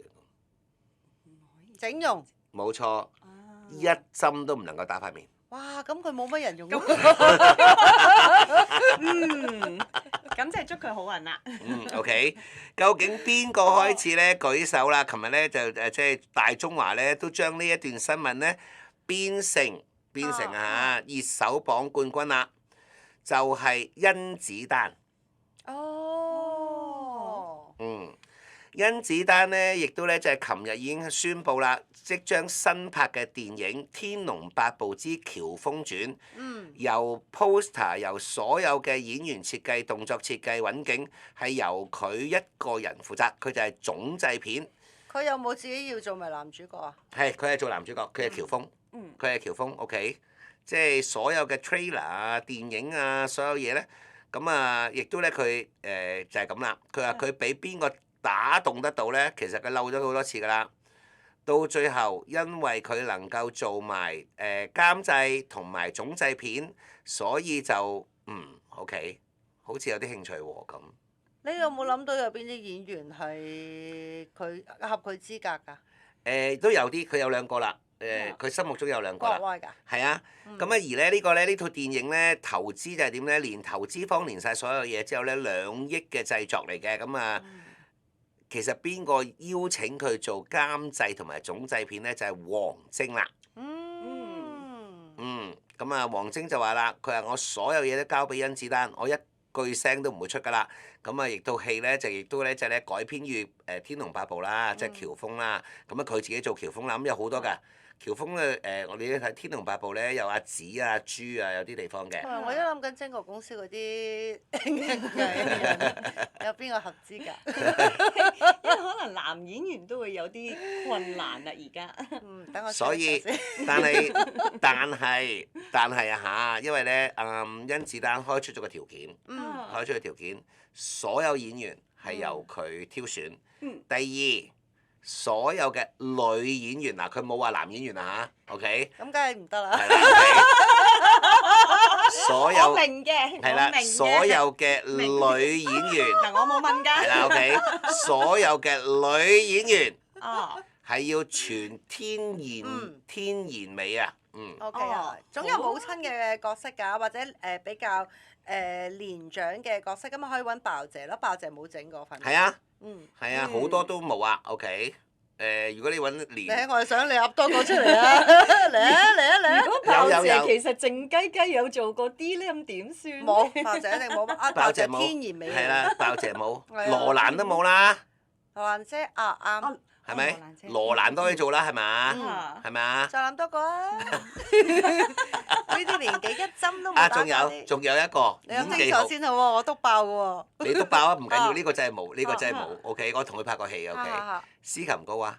哦，係。影后啊嗱，OK。我交個影后出嚟啦，阿媽啦做，OK。啱。係嘛？仲有一個都冇，OK，都係影后級，都冇。歸亞蕾。係歸亞蕾一定冇，我都有拍過。係啊，歸亞蕾 OK 㗎，啲戲好㗎，我都係同佢拍過咯，係啊，好好人㗎佢，係啊。即係你唔會講劉曉慶啊、陳聰啊。嗰啲我唔會講。因為唔肯定，因為太。劉曉慶、陳聰，我真係唔夠膽講啦。唔夠膽啊！呢啲。唔夠確定啊。係啦，OK。唔好嚟。咁你都唔使唔確定㗎啦。如果我有半點懷疑，我都唔會開口嘅。係啦。咁但係因為唔知有冇。但係頭先嗰幾個咧就100%冇。冇，歸亞蕾一定冇。係啦。係啦，我都有拍過。歸亞蕾 OK。咁呢啲可以送上天然嘅。係啊，純天然，佢咪純天然美女咯。歸亞蕾後生好靚㗎。咁你話唔可以針啫嘛？咁機都可以㗎，係咪？而家可以用機 kit 嘅。如果針唔打就機都唔使㗎啦，佢哋嗰啲好崇尚自己演技派㗎，係啊，演技派嚟㗎 ，OK。咁所以咧，佢嗱有條件㗎嚇，咁啊第一佢做監製啦，咁一個演員去到咁上下都想試下新嘢嘅，所以見可能謝霆鋒都做啦，咁所以甄子丹都心動啦，佢話好啦，咁佢就佢都有做過武指㗎，好似。佢武指有，但係你話嗱，我分翻開啦。殺破狼嗰啲武指係咪佢自己做翻㗎？監製。其實監製要理嘅嘢咧，因為我而家都做緊啦，好多㗎，乜嘢都關你事㗎，監製，乜嘢都關你事㗎。又要控制成本。買下飯都過嚟問你㗎。咁梗係啦，你知唔知嗰度幾多錢啊？係啊，跟住製片用唔用嗰個人嘅關係好唔好？出唔出到東南亞又嚟問你㗎，好多樣嘢問㗎，真係㗎，好多樣嘢問㗎。唔係太容易㗎嚇。咁而家起碼我覺得開出咁樣嘅條件，我有興趣入去睇呢一套戲。我睇下邊個合資格先啊！第一係啦，為佢熱烈地鼓掌啦。雖然我哋在座3個都合資格。我哋3個都合嘅，OK。都好，已經好少有㗎啦，其實。咁跟住。所以阿甄子丹可以考慮下我哋3個。有啲咩有壞人啦？壞人係啊。咁跟住，但係個問題就係，起碼好過之前。阿峰同埋阿晶哥咪有另外一套戲，我哋話啲主角個個都靚，但係個個都一模一樣樣嘅。嗰套叫咩話？《倚天屠龍記》。倚天屠龍記係啦，即係冇話唔靚，靚。係。古仔係啦，古仔同阿峰啊嘛嗰套嘢。係啊。咁啲啲女仔係個個亦都辨識度靚啊。好低㗎，辨識度好低㗎。係啊同埋表情好嗯一致，同埋好唔喐得咁咯。咁所以咪今次咪甄子丹咪話咯，佢要純天然美女啊，先能夠咧好啊即係做到佢呢部戲啊嚇，OK。好咁啊，拭目以待啦嚇，咁啊每個演員咧都有想轉型嘅年代㗎嚇，估唔到今次咧能夠令到甄子丹轉型嘅係王晶，但係王晶講到明㗎嚇，成部戲100%交俾甄子丹，嗯，佢一樣嘢都唔加意見，係啦，係啊，咁呢即係我知唔晶哥參唔 free 參與做演員嚟啊？啊嗱，晶哥一定冇整。係你應該100%純自然佢。啊，唔係啊唔嘛，係你咁大聲，嗱，我而家突然間醒起啦，嗰樣合唔合唔係唔係格唔知。嗱，OK，但係佢拍古裝冇問題。係。